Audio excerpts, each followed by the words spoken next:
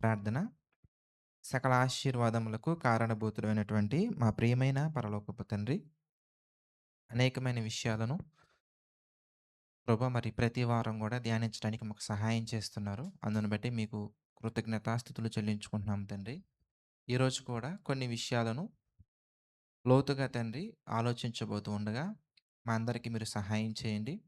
తండ్రి ప్రతి విషయాన్ని కూడా లోతుగా ధ్యానించి అక్కడితో మర్చిపోకుండా ప్రభువా తెలుసుకున్న విషయాలను మా క్రియలలో కూడా పెట్టి మిమ్మను మహిమపరచడానికి మాకు సహాయం చేయండి తండ్రి. సమస్తమును మీ నామ మహిమార్థమే జరిగించండి. తండ్రి మీ యొక్క మాటలను బోధిస్తున్న నాకు సమయానికి తగినటువంటి జ్ఞానాన్ని అనుగ్రహించండి తండ్రి. మీ మాటలు వింటున్నటువంటి బిడ్డలను కూడా దయతో జ్ఞాపకం చేసుకోండి. దేవా వినగల చెవులను గ్రహింపగల మనస్సును తండ్రి దయతో అనుగ్రహించండి. సమస్త మహిమ, ఘనత, ప్రభావాలు తండ్రి మీకే చెల్లించుకుంటూ సమస్తమును మీ నామ మహిమార్థమే జరిగించమని వేడుకుంటూ మా ప్రభువును రక్షకుడైనటువంటి యేసుక్రీస్తు వారి పేరిట ఈ ప్రార్థనను అడిగి వేడుకొనుచున్నాము తండ్రి. ఆమేన్. అందరికీ మరొకసారి యేసుక్రీస్తు వారి పేరిట ప్రత్యేకమైన వందనాలు. మరి మనందరికీ కూడా కొంతమంది పేర్లు విన్న వెంటనే కొన్ని గుర్తొస్తా ఉంటాయి.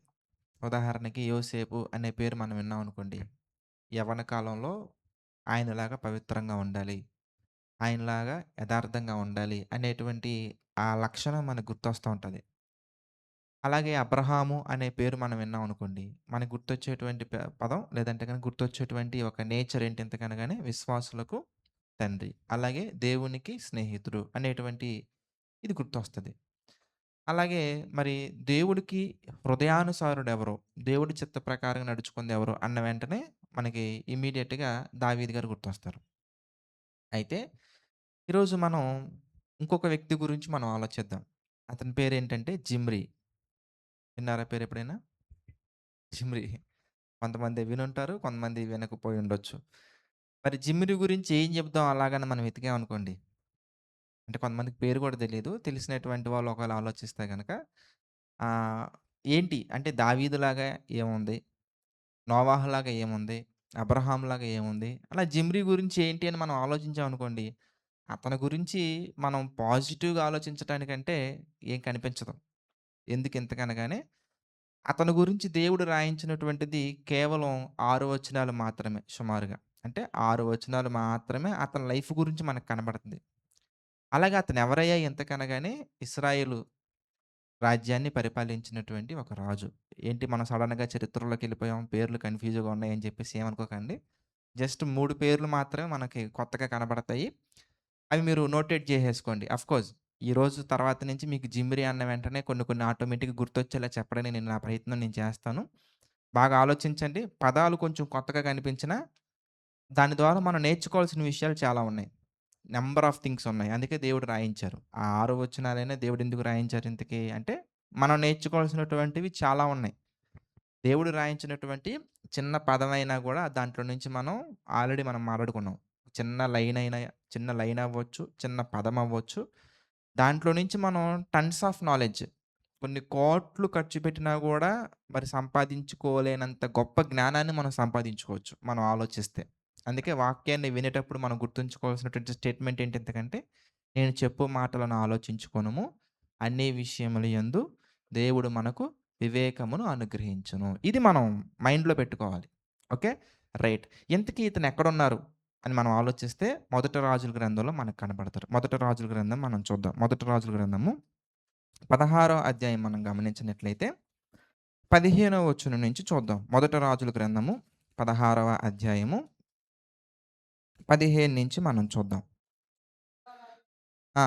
యూదా రాజైనటువంటి ఆసా ఏలుబడిలో 27వ సంవత్సరం.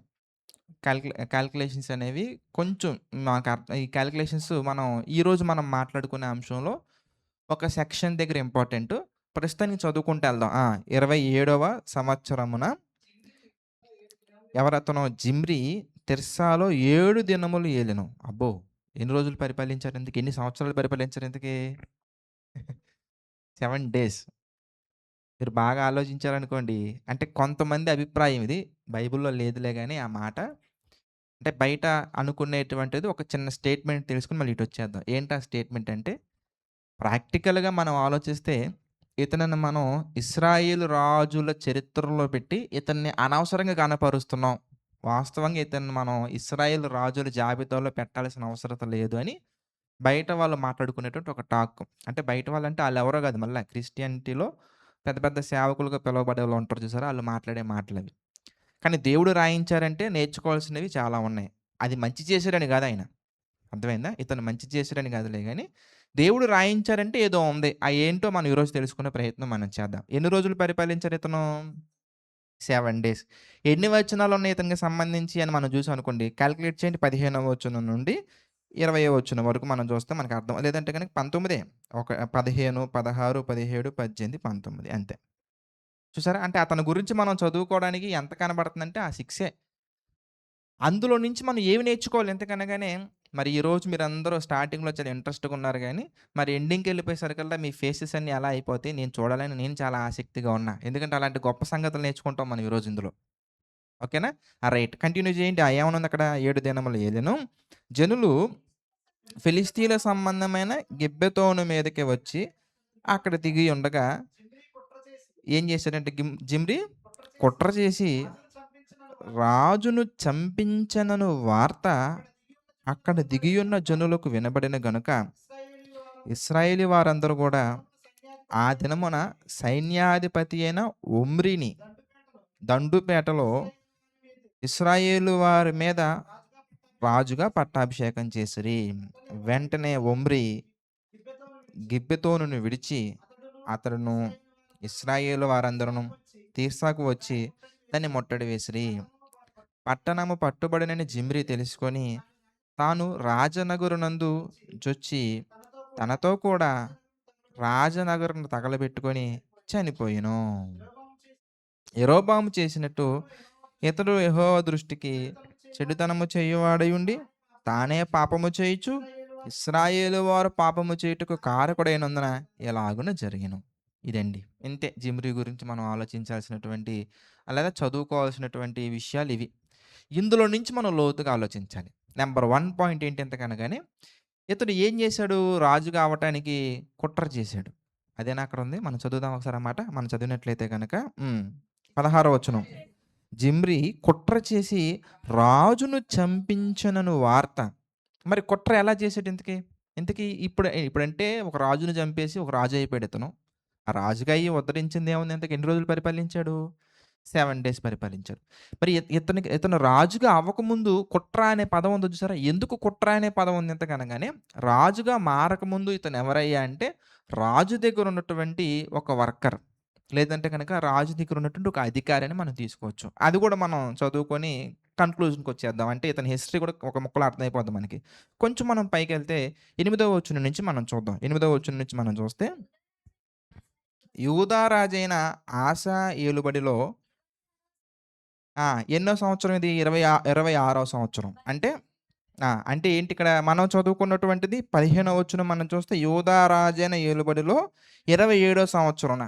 అంటే ఎన్ని సంవత్సరాలు వెనక్కెళ్ళిపోతున్నాం మనం ఇంతకీ? ఆ! మళ్ళీ చదవండ్రా? 26 అక్కడ, 27 ఇక్కడ. 1 ఇయరే కదా! నన్ను కన్‌ఫ్యూజ్ చేసేస్తారా? 1 ఇయర్. 1 ఇయర్ వెనకెళ్ళిపోయి అంటే ఇక్కడ జరుగుతున్నటువంటి ఇప్పుడు మనం మాట్లాడుకున్నటువంటి ఈ సంఘటనకి అంటే కుట్ర చేసి రాజుగా మారాడు కదా ఇతను. ఆ కుట్ర చేసినటువంటి సంవత్సరం ఏంటి? లేదంటే గనక ఏం జరుగుతుంది ఇంతకని మనం ఆలోచించినట్లయితే జస్ట్ 1 ఇయర్ బ్యాక్ ఏం జరిగింది ఇంతకి అని మనం చూస్తున్నాం. అంటే ఈ జిమ్రీ రాజుగా మారినటువంటి దానికి ఒక 1 ఇయర్ బ్యాక్ ఏం జరిగింది ఇంతకి అని మనం గమనించినట్లయితే 8వ వచనం. యోధా రాజైనటువంటి ఆసా ఏలుబడిలో 26వ సంవత్సరమున బయెషా కుమారుడైన ఏలా తిర్సా యందు ఇశ్రాయేలు వారందరినీ ఏలనారంభించి 2 సంవత్సరములు ఏలెను.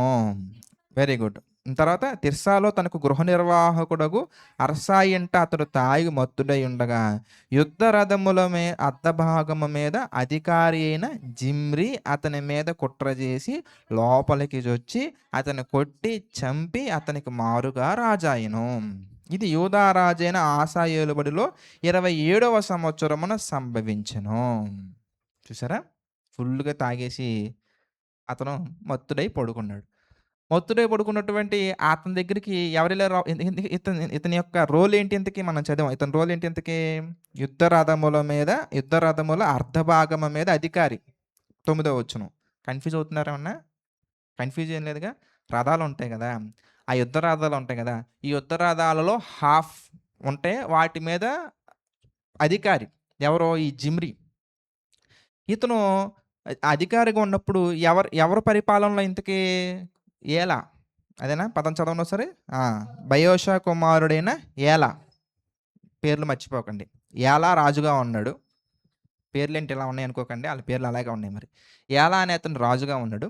అతను రాజుగా ఉన్నప్పుడు ఈ జిమ్రీ ఏం చేశాడు ఇంతకనగానే అంటే ఏలా రాజుగా ఉన్నప్పుడు జిమ్రీ యొక్క రోల్ ఏంటి ఇంతకీ? యుద్ధ రథాలలో కొన్నిటి మీద అధికారి. ఓకేనా? అధికారిగా ఉన్నటువంటి ఇతను కుట్ర చేసి ఎలాంటి కుట్ర ఇంతకీ? బాగా ప్లాన్ చేసి అతనెప్పుడు మత్తుడుగా ఉన్నాడో మొత్తానికి ఎలా అదంతా బ్యాక్‌గ్రౌండ్ రాయలేదులే గానీ మొత్తానికి కుట్ర అంటే అందులో మనం ఇంకేదైనా యాడ్ చేసుకోవచ్చు. ఇలాగే అని నేను చెప్పలేను. మొత్తానికి కుట్ర చేసి ఆ! అతన్ని చంపి, కొట్టి, చంపి ఆ తర్వాత ఏమైపోయాడు ఇంతకీ అంటే ఆ రాజ్యం మీద రాజుగా మారిపోయాడు. రాజుగా మారిపోయిన తర్వాత అతని యొక్క ఆ కుట్ర లేదంటే గనక అతని యొక్క ఆ అక్కస్సు లేదంటే గనక ఆ ద్వేషం, ఆ పగ లేదంటే ఆ అధికార వాంఛ ఇట్లు ఏదైనా అయ్యుండొచ్చు. ఇది చావలా అతనికింకా. ఏం చేశాడింకా చావకుండా ఉండేసరికి ఏం చేసాడు కంటిన్యూషన్‌లో మనం చూస్తే గనక 10వ వచనం. అతన్ని కొట్టి, చంపి అతనికి మారుగా రాజాయెను. ఇది యూదా రాజైన ఆసా ఏలుబడిలో 27వ సంవత్సరమున సంభవించెను. అతడు సింహాసనాసీనుడై ఏలనారంభించిన తోడనే బయోషా సంతతి వారంటే ఎవరో కాదు మళ్ళా ఏలా వాళ్ళ ఫాదర్ బయోషా. అర్థమైందా? బయోషా వాళ్ళ కుమారుడు ఏలా. ఇప్పుడు బయోషా సంతతి వారంటే ఈళ్ళ ఫాదర్‌కి సంబంధించినటువంటి ఇంటి వారందరిలో ఏ పురుషుడే గాని, అతని బంధువులలోను, మిత్రులలోను ఎవరినే గాని మిగులనీయక అందరిని హతము చేసెను. బయోషాయను, అతని కుమారుడగు ఏలాయను తామే పాపము చేసి ఇశ్రాయేలు వారు పాపము చేయుటకు కారకులై తాము పెట్టుకొనిన దేవతల వలన కనుక వారు చేసిన పాపములను బట్టి ప్రవక్తైన యెహూ ద్వారా బయోషాను గురించి యెహోవా సెలవిచ్చిన మాట నెరవేరుటకే జిమ్రీ బయోషా సంతతి వారందరిని కూడా నాశనము చేసెను. మీకు అర్థమైందండి? ఇప్పుడు క్లియర్ పిక్చర్ మీకొచ్చిందని నేను అనుకుంటున్నా. ఏంటి ఆ పిక్చర్ ఇంతకీ? జిమ్రీ అనే అతను రథముల మీద అధికారిగా ఉండేవారు. అతను అలాంటి పరిస్థితులలో ఏం చేశాడు? కుట్ర చేసి వాళ్ళ రాజు అంటే జిమ్రీ వాళ్ళ రాజు ఎవరింతకీ? ఏలా. యాలాని బాగా కనిపెట్టి, మాటుపెట్టి, చక్కగా అతను మత్తుడై నిద్రపోతున్నప్పుడు లోపలికెళ్ళి అతన్ని చంపేసి రాజుగా మారిపోయాడు. రాజుగా మారిపోయిన తర్వాత అతను పరిపాలించిందే 7 రోజులురా అంటే, మరి సింహాసాన్ని ఆసీనుడైన తర్వాత ఏం చేశాడు ఇంతకంటే, యాలా వాళ్ళకి సంబంధించినటువంటి ఫ్యామిలీ మెంబర్స్ అందరిని గూడా అతనికి సంబంధించినటువంటి వాళ్ళందరిని గూడా హతము చేయుచు వచ్చాను. చంపుతూ వచ్చాడు. మీకు అర్థమైందండి? ఇది మరి జిమ్రీ చేసినటువంటి యాక్టివిటీస్. జిమ్రీ చేసినటువంటి పరిపాలన. ఇప్పుడు ఈ జిమ్రీ పరిపాలనలో మరి ఏం జరిగింది ఇంతకి? 7 రోజులు పరిపాలించాడు గదా! మరి 7 రోజుల తర్వాత ఏం జరిగింది ఇంతకని మనం గమనించుకుంటూ వస్తే అదే మనం చూసినటువంటి జిమ్రీ యొక్క చరిత్ర. అదే మనం చూసినటువంటి 6 వచనాలలో ఉన్నటువంటి చరిత్ర. అదే 7 రోజులు పరిపాలించిన చరిత్ర. ఏంటి ఇంతకి కంటిన్యూ చేద్దాం. అసలు ఇప్పుడు మీకు అర్థమైపోద్ది. 15వ వచనం మనం చూస్తే చదవండి. యూదా రాజైన ఆసా ఏలుబడిలో 27వ సంవత్సరమున జిమ్రీ తిర్సాలో అంటే 7 దినములు ఎలా ఏలాడు ఇంతకనేది మనం చూసాం. ఎలా ఏలాడు ఇంతకీ? బయోషా వారందరూ అంటే ఏలాకి సంబంధించినటువంటి ఫాదర్ బయోషా. ఈళ్ళ ఫ్యామిలీ మొత్తాన్ని గూడా ఫ్యామిలీకి సంబంధించిన అందరిని చంపుకుంటూ వచ్చాడు. రైట్ ఏలాడు. జనులు ఫిలిష్తీయుల సంబంధి అయిన గిబ్బెతోను మీదకి అక్కడ దిగి ఉండగా జిమ్రీ కుట్ర చేసి రాజును చంపించనున్న వార్త అక్కడ ప్రజలకు తెలిసింది గనుక ఇశ్రాయేలీయులందరూ ఆ దినమున సైన్యాధిపతి అయిన ఒమ్రీని ఇంతకి ఒమ్రీ ఎవరింతకి? సైన్యాధిపతి. మీరు లైన్ మర్చిపోకూడదు. మీరు ఫ్లో మర్చిపోకూడదు. జిమ్రీ ఒకప్పుడు ఎవరింతకి? రథముల మీద అధిపతి. అతనెళ్ళి ఏలాని చంపేసాడు. ఇప్పుడు ఒమ్రీ ఎవరింతకి? ఒమ్రీ కూడా సైన్యాధిపతి. ఇతనేం చేసాడు ఇంతకీ? జిమ్రీని చంపేసాడు. జిమ్రీ ఎళ్లి ఏలాని చంపితే, ఒమ్రీ వచ్చి జిమ్రీని చంపాడు. ఈ ట్రయాంగిల్ స్టోరీలా ఉందో చూసారా? ట్రయాంగిల్ కాదు ఇప్పుడు మీకు స్క్వేర్ షేప్ వస్తది ఒకటి. తర్వాత చివర్లో మరి చూద్దాం. స్క్వేర్ ఏంటో మీకు అర్థమవుతది. ఓకేనా? ఇతనెళ్ళి అతన్ని చంపితే అంటే జిమ్రీ ఎళ్లి ఏలాని చంపితే, ఒమ్రీ వచ్చి జిమ్రీని చంపాడు. రైట్. ఎలా చంపాడు ఇంతకి అతగాడు కూడా? వెంటనే ఒమ్రీ గిబ్బెతోనును విడిచి 17 వచ్చును. అతడును ఇశ్రాయేలు వారందరూ తిర్సాకు వచ్చి దాన్ని ముట్టడి చేసిరి. పట్టణము పట్టుబడినని జిమ్రీ తెలుసుకొని రాజనగర్‌లోకి వచ్చి తనతో కూడా రాజాగారు తగలబెట్టుకొని చచ్చిపోయాడు. ఇదండి జరిగినటువంటి సంఘటన. దీంట్లో నుంచి మనమేమి నేర్చుకోవాలి అంటే, ఇది చాలా లోతుగా మనం ఆలోచించాల్సినటువంటి సంఘటన. ఎలాంటి సంఘటన ఇంతకని మనం గమనిస్తే, మీరందరూ గూడా ఒక మంచి నిర్ణయం తీసుకోవాల్సినటువంటి లేదా మనందరూ కూడా ఒక మంచి నిర్ణయం తీసుకోవాల్సినటువంటి ఒక అద్భుతమైనటువంటి సబ్జెక్ట్ దీని లోపల ఉంది. ఓకేనా? సో, మనం డీటెయిల్‌గా, డెప్త్‌గా మనం ఆలోచిస్తే యేసుక్రీస్తు వారు చెప్పినటువంటి ఒక డైలాగ్ మీకు గుర్తు రావాలి ఈ సందర్భంలో. మత్తయి సువార్తలోకి మనం వెళ్తే, మత్తయి సువార్త 26వ అధ్యాయము 52వ వచనం ఒకసారి జ్ఞాపకం చేసుకున్నారండి? మత్తయి సువార్త 26, 52. యేసుక్రీస్తు వారు మాట్లాడుతున్నారు ఏమని? నీ కత్తి వరలో తిరిగి పెట్టుకో. ఎందుకు? ఎందుకంటే కత్తి పట్టుకొను వారందరూ గూడా కత్తి చేతనే నశించుదురు. ఇది great and simple and forever formula. మనం గూడా ఈరోజు ఒక మంచి స్పిరిచ్యువల్ ఫార్ములాని బిల్డ్ చేసుకుందాం మనం. అదేదో మనం కొత్తగా క్రియేట్ చేయటం కాదులే గానీ, బైబిల్‌లో ఉన్నటువంటి ఒక స్పిరిచ్యువల్ ఫార్ములాని మనం ఈరోజు ప్రిపేర్ చేసుకునే ప్రయత్నం మనం చేద్దాం. ఈ బైబిల్‌లో ఏమని రాయబడింది ఇంతకీ? వివేకి అయినటువంటి వాడు వాక్యాన్ని చదివి వివేక సూత్రాలను ఫార్మ్ చేసుకుంటాడు చక్కగా. అలాంటి ఒక ఫార్ములా మనం ఈరోజు తెలుసుకునే ప్రయత్నం మనం చేద్దాం. ఆ ఫార్ములా మీ అందరికి తెలిసిందే, మనందరికి తెలిసిందే. కాపోతే ఇన్ డీటెయిల్‌గా, ఇన్ డెప్త్‌గా ఆ ఫార్ములాని సెక్షన్స్ వైస్‌గా విడగొట్టుకొని, బాగా విభజించుకొని, వాక్యానుసారంగా విభజించుకొని, డీటెయిల్డ్‌గా తెలుసుకునే ప్రయత్నం మనం చేద్దాం. ఇప్పుడు నేను చెప్పేటువంటి లేదా బైబిల్‌లో నుంచి మనం చూసేటువంటి ఈ ఫార్ములా అనేది ఎవ్వరి లైఫ్‌లో మీరు చూసినా క్లియర్‌గా మీకు కనబడతది. ఎవరి లైఫో చూడటం కంటే గూడా మీ లైఫ్‌నే మీరు చూసుకుంటే ఇంకా బాగా అర్థమవుద్ది. పక్కోళ్ళ లైఫ్ అంటే మనకు చాలా ఇంట్రెస్ట్ గదా! కాబట్టి పక్కోళ్ళ లైఫ్ కొంచెం పక్కనెట్టేసి, మన లైఫ్‌ని చూసుకుంటే బాగా అర్థమవుతది. ఇప్పుడు పక్కోడి లైఫ్ కంటే కూడా దేవుడు రాయించినటువంటి వాళ్ళ లైఫ్ మనం చూడొచ్చు. ఎందుకంటే ఆళ్ళ లైఫ్ మనం చూడాలనే దేవుడు రాశారు.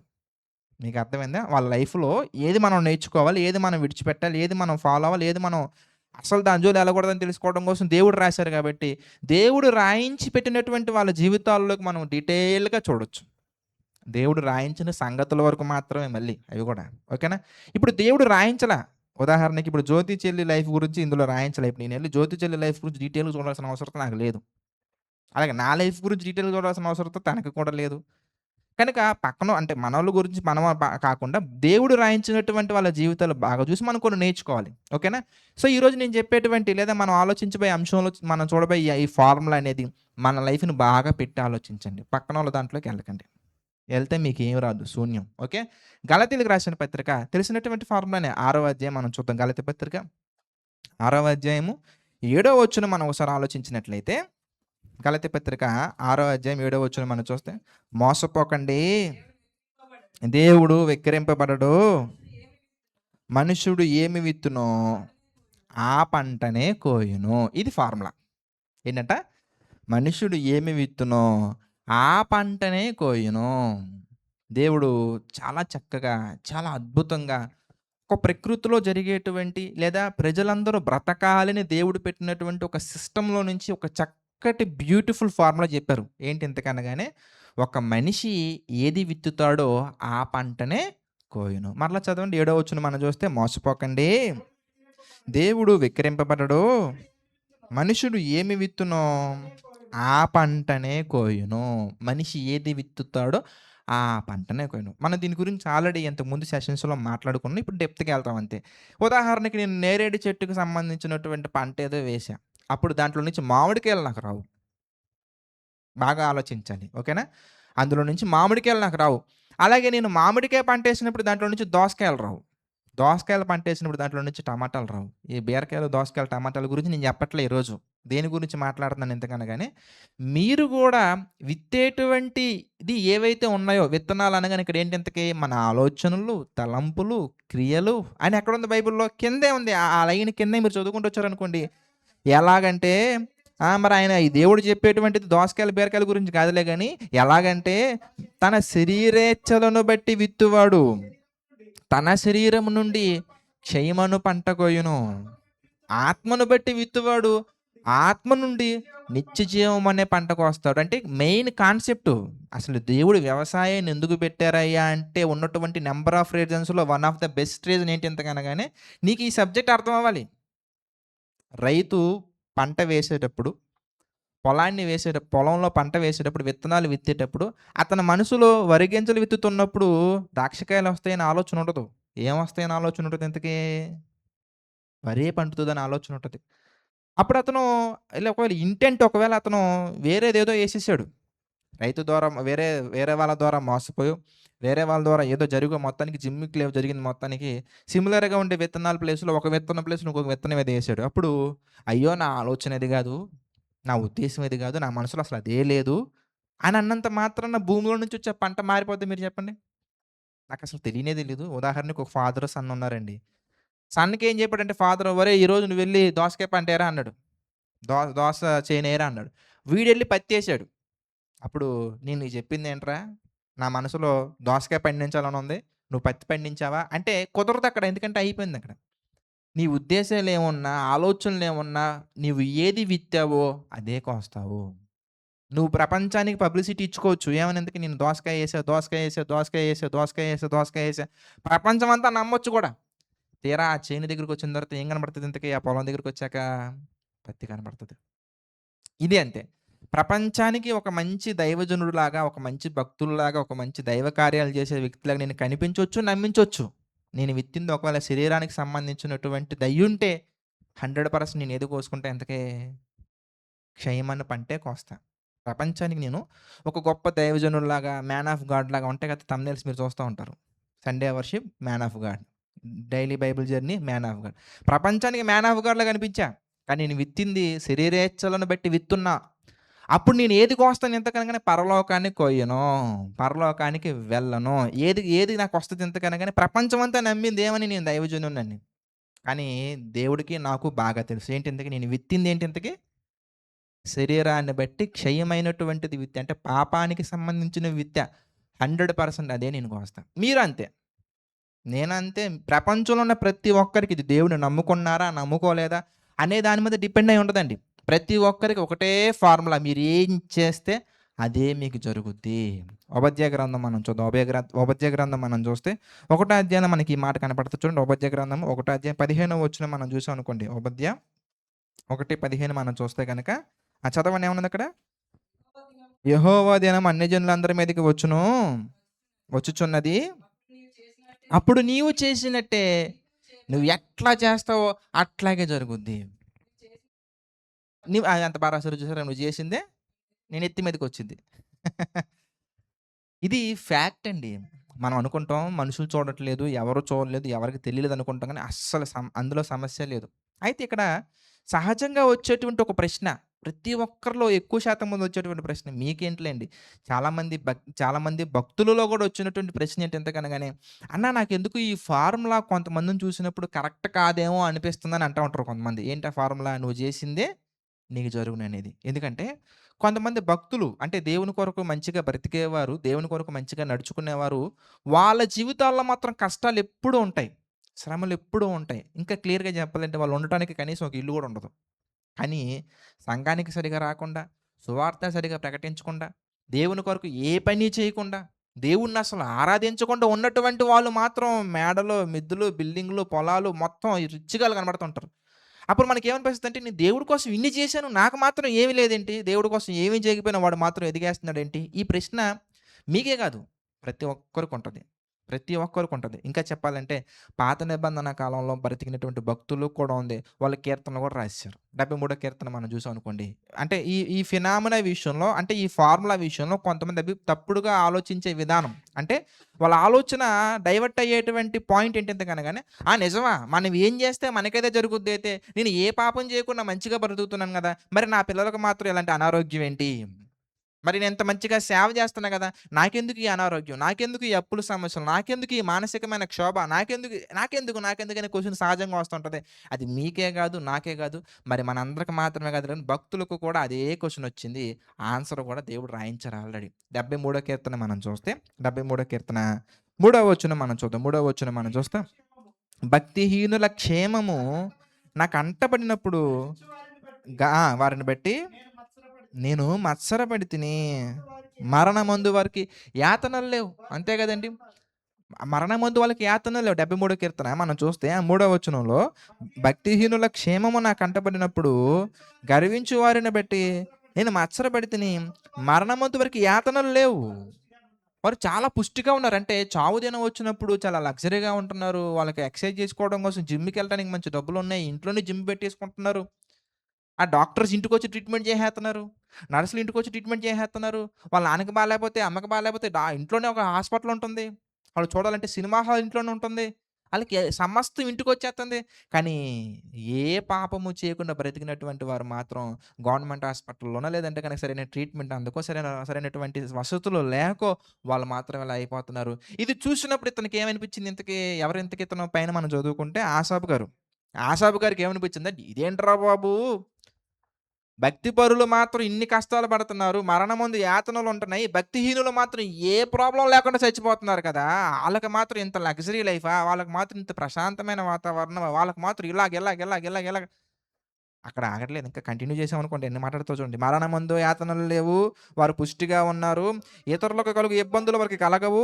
ఇతరులకు పుట్టినట్టు తెగులు వారికి పుట్టదు. ఎందుకంటే వాళ్ళు మార్నింగ్ ప్రోటీన్ ఫుడ్ తింటారు. మధ్యాహ్నం రిచ్ ఫుడ్ తింటారు. నైట్ ఫైబర్ ఫుడ్ తింటారు. ఆ! ఉదయాన్నే మళ్ళా జిమ్‌కెళ్తారు. నైట్ మళ్ళా నిద్రపోయేటప్పుడు మార్నింగ్ వాక్ చేసుకోవడం మళ్ళీ నైట్ వాక్, మూన్ వాక్ అన్ని వాకులు చేసేత్తారాళ్ళు. అన్నీ ఉన్నాయి ఆళ్ళకి. మరి మా పరిస్థితేంటి? దేవుని కొరకు యథార్థంగా బ్రతికే వాళ్ళ పరిస్థితేంటి? న్యాయంగా జీవించే వాళ్ళ పరిస్థితులేంటి? వీళ్ళకేమో కనీసం తినటానికి రైస్ కూడా దొరకదే. వాళ్ళు మాత్రం ఇంట్లోనే అగ్రికల్చర్ చేసుకుంటున్నారే. ఇంట్లోనే వాళ్ళు పొలాలేసేసుకుంటూ ఉంటారు. ఇదెక్కడ విచిత్రం?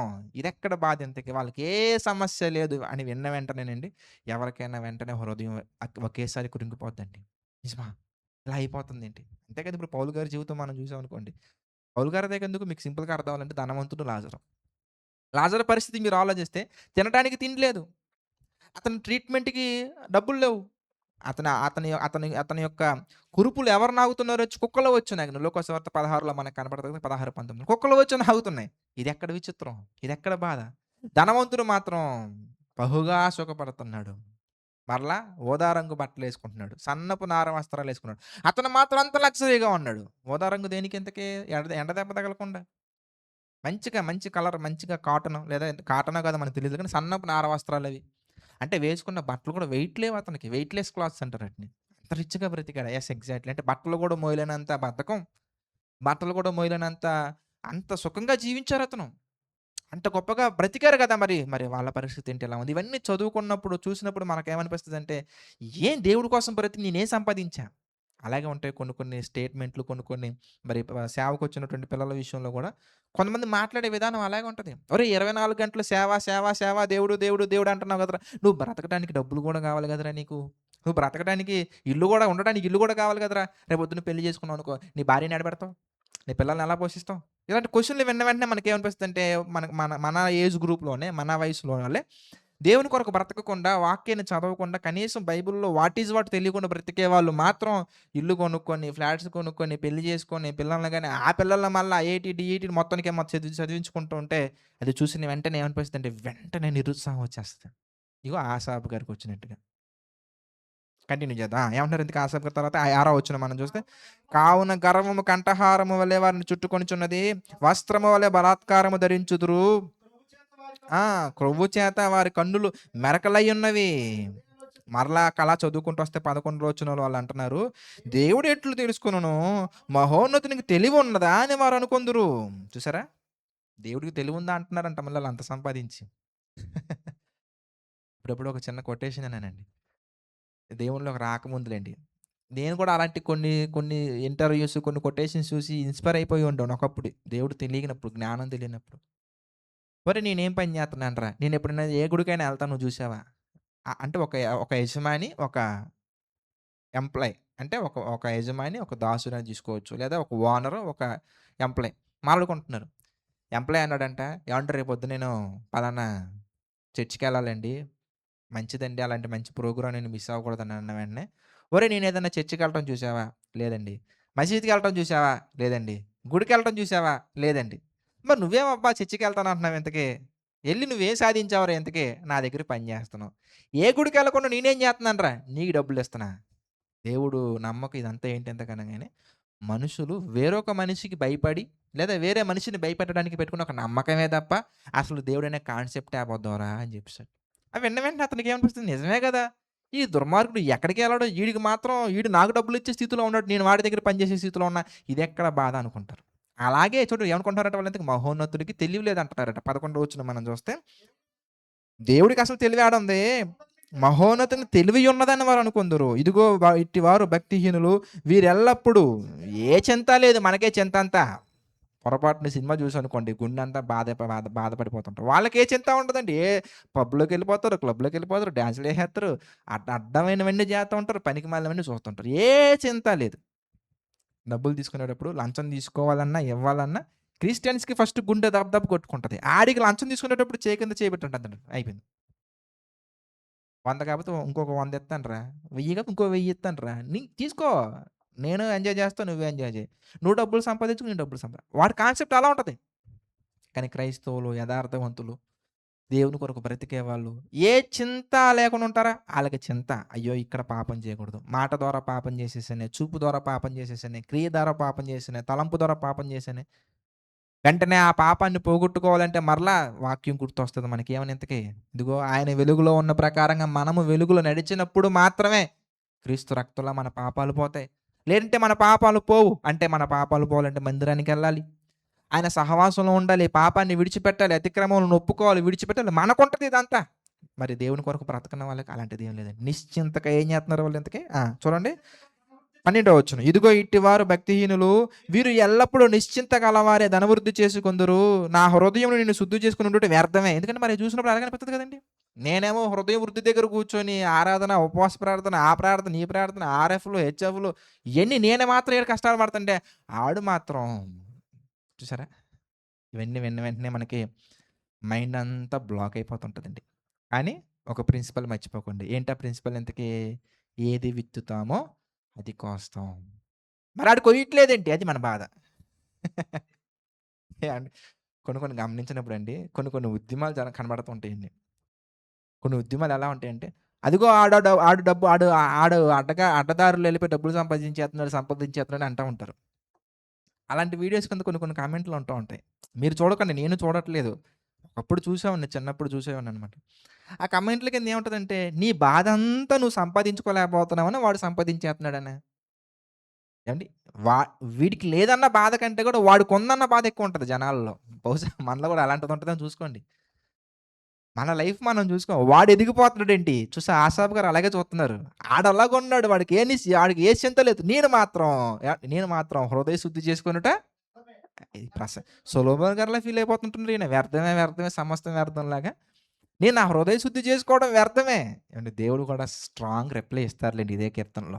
చూద్దాం కంటిన్యూషన్ ఏమంటే, నా హృదయమును శుద్ధి చేసుకొనుట వ్యర్థమే. నా చేతులు కడుగుకొనుట నిర్మలుడ వ్యర్థమే. దినమంతయు నాకు బాధ కలుగుచున్నది.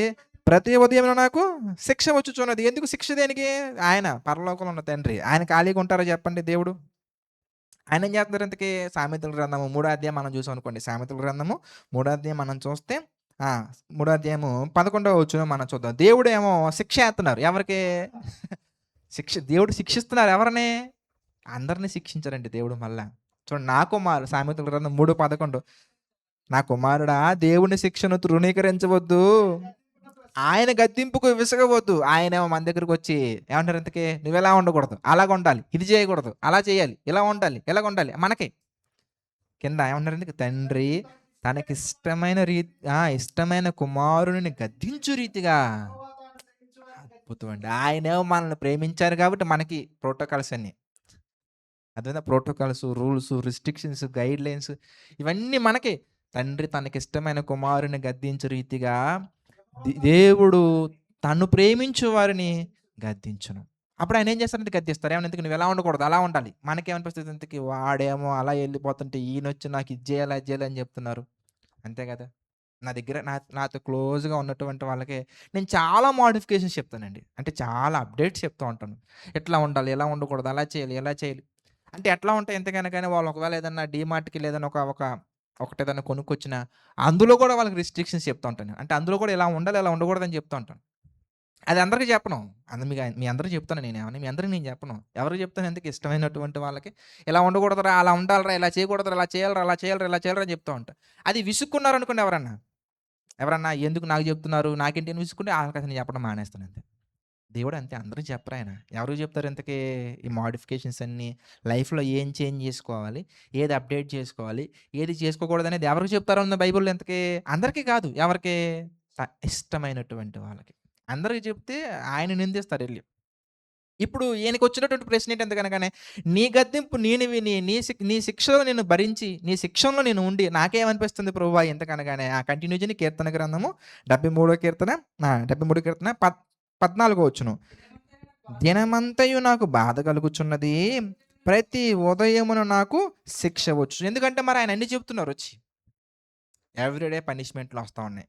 ఎందుకు తప్పు చేసిన వెంటనే టపేమని మొట్టికేయటం ఇలా ఉండకూడదు, ఇలా ఉండాలి, ఇలా ఉండకూడదు, ఇలా ఉండాలి, ఇలా అంటే ఇవన్నీ మనకి విన్న వెంటనే వాస్తవంగా అది protection. That is not restriction. దేవుడు మనల్ని రిస్ట్రిక్ట్ చేయట్లా. ప్రొటెక్ట్ చేస్తున్నారు. అందుకే ఒక మంచి సబ్జెక్ట్ మనం మాట్లాడుకున్నాం. ప్రొటెక్షన్ వర్సెస్ రిస్ట్రిక్షన్ అని చెప్పేసి ఉంటది చూడండి. అందులో నీట్‌గా మాట్లాడుకున్నాం. దేవుడి ఆజ్ఞలు ఎవరికీ అని. ఓకేనా? అట్లా మనం ఏం చేసాం ఎంతగనగానే దేవుడి యొక్క ఆలోచనలు ఎళ్తా ఉన్నప్పుడు మనకి ఇన్ని ప్రాబ్లమ్స్ వస్తా ఉంటాయి. వెంటనే వచ్చే క్వెషన్ వాళ్ళు విత్తిన దానికి మాత్రం పంట త్వరగా రావట్లేదేంటి? మనం విత్తిన దానికి మాత్రం వెంటనే వచ్చేస్తున్నాయి ఏంటనే క్వెషన్ మనకొచ్చేస్తది. సహజం. అందులో మరి మీరేమి ప్రశ్న రావటం సహజమే. అయితే వెంటనే వాళ్ళ గురించి దేవుడు మాట్లాడినటువంటి వాళ్ళ గురించి దేవుడు చెప్పిన మాటలు మనం చూసి ఇదే కీర్తనలో కిందకొచ్చేసామనుకోండి. అలా చదువుకోండి కిందకొచ్చేసరికల్లా 20, 27 నుంచి మనం చూద్దాం. 27 నుంచి మనం చూస్తే నిన్ను విసర్జించువారు నశించెదరు. నిన్ను విడిచి వ్యభిచరించినటువంటి వారినందరిని ఆళ్ళని తప్పకుండా సంహరిస్తారు దేవుడు. ఆ తర్వాత ఏమంటారు ఇంతకీ? నాకైతే దేవుని పొందు ధన్యకరము. నీ సర్వకార్యములను తెలియజేయనట్లు నేను ప్రభువైన యెహోవా శరణుజొచ్చి ఉన్నాను. 19వ వచనం కూడా మనం చూస్తే ఎంతసేపట్లో సంహరిస్తారా దేవుడు ఇంతకి వాళ్ళని ఇంతకనగానే? ఎంతసేపంట? ఒక్క క్షణంలోనే ఆళ్ళు పాతాళానికి వెళ్ళిపోతారు. ఒక్క క్షణంలోనే వాళ్ళ లైఫ్ వాళ్ళు ఊహించిన దానికంటే మిజరబుల్‌గా మారిపోద్ది. అదే మనం చూస్తాం ధనవంతుడితోటి. "వెర్రివాడా! ఈ రాత్రి నీ ప్రాణం అడుగుచున్నారు. నీవు సంపాదించినవి ఎవరివి?" అది కాదు ప్రభువా! నా దగ్గర ఎల్ఐసీ ఉందంటావా? అయ్యేం వర్కౌట్ అవ్వవింక. అర్థమైందా? నువ్వు సంపాదించిందంతా ఎవరిది చెప్పు. ఒక్క క్షణంలోనే దేవుడు వాళ్ళని పాతాళానికి పంపిస్తారు. అక్కడ no remedial exams. Supplies, no supplies. మనకు మాత్రమే సప్లీస్. ఎవరికి సప్లీస్ ఇంతకి? ఎవరైతే వెంటనే మార్చుకునే స్వభావం ఉంటుందో వాళ్ళకి సప్లీస్ ఎక్కువుంటాయి. అదే మనం తీసుకునే బల్ల. మీకు అర్థమైందా? సప్లీస్ ఎక్కువుంటాయి. మార్చుకునే వాళ్ళకే సప్లీస్. మార్చుకోని వాళ్ళకి నో సప్లీస్. డైరెక్ట్ రిజల్ట్స్ అంతే. అర్థమవుతుందా? అందుకే దేవుడు రాయించినటువంటి మాటేంటయ్యా ఎంతకనగానే, కరుడుగట్టినటువంటి వాళ్ళ హృదయం మారటానికి దేవుడు సమయాన్ని ఇస్తున్నా అని జెప్పారు. మారు మనసు పొందటానికి వాళ్ళకి సమయాన్ని ఇస్తున్నాను. అందుకే వీటన్నిటికి సింపుల్‌గా మీకు అర్థమైపోవాలంటే ప్రసంగి గ్రంథము 3 అధ్యాయము 1 వచనంలో చక్కటి జవాబు దేవుడు రాయించారు. చూడండి ప్రసంగి గ్రంథము 3 అధ్యాయము 1 వచనం మనం ఆలోచించినట్లయితే, ప్రతి దానికి సమయము కలదు. ఆకాశం క్రింద జరిగేటువంటి ప్రతి దానికి గూడా సమయం కలదు. మీకు సింపుల్‌గా అర్థమయ్యేది చెప్పాలంటే, టమాటా చెట్టు మనం తీసుకున్నామనుకోండి. టమాటాకి సంబంధించినటువంటి విత్తనాలు మనం వేసిన వెంటనే 2 సంవత్సరాలకేం రావండవి. ఎంతసేపట్లో వస్తాయి ఇంతకీ? జస్ట్ 2-3 మంత్స్ అంతే. అలాగే మీరు చూస్తే ఈ వాటర్ మెలన్ అంటే పుచ్చకాయ మీరు తీసుకున్నా కూడా దానికి కూడా పెద్ద సంవత్సరాలు ఏం పట్టదండి. 2-3 నెలలంతే. అదే మీరు మామిడికాయ తోటేసారనుకోండి. మామిడి చెట్టులో నుంచి మామిడికాయలు రావాలంటే 2 నెలల్లో రావండది. Minimum 3 years పడతదండి. మీకర్థమవుతుందా? విత్తిన వెంటనే రిజల్ట్ రావట్లేదంటే, వాడెంత దుర్మార్గాన్ని విత్తుతున్నాడో మీరు అర్థం చేసుకోవాలి. మీరెంత మంచి విత్తుతున్నారో మీరు అర్థం చేసుకోవాలి. విత్తినటువంటి దాన్ని వెంటనే మనం పొందుకోవాలని కోరుకోవడం అనేది అది అత్యాశ అంటారు. లేదంటే గనక దురాశ అంటారు. మనం విత్తిన దానికి తగిన సమయంలో దేవుడు దానికి రిజల్ట్ ఇస్తారు. ఈ ఫార్ములా మాత్రం నెవర్ చేంజ్డ్ మీరు గమనించుకోవాలి. కొంతమంది చేసినటువంటి మంచి ఒక రోజులో రిజల్ట్ రావచ్చు. 3 రోజుల్లో రిజల్ట్ రావచ్చు. 3 సంవత్సరాలు రావచ్చు. 30 సంవత్సరాలు రావచ్చు. చచ్చిపోయిన తర్వాత రావచ్చు. దాన్నే పరలోకం అంటారు. దాన్నే పరదేశం అంటారు. పరదేశంలోకెళ్ళినోళ్ళు పరలోకం వెళ్తారు. ఓకేనా? ఇప్పుడు వీడు చేసిన దుర్మార్గతకి, దుష్టత్వానికి కీడనేది 4 రోజుల్లో రావచ్చు.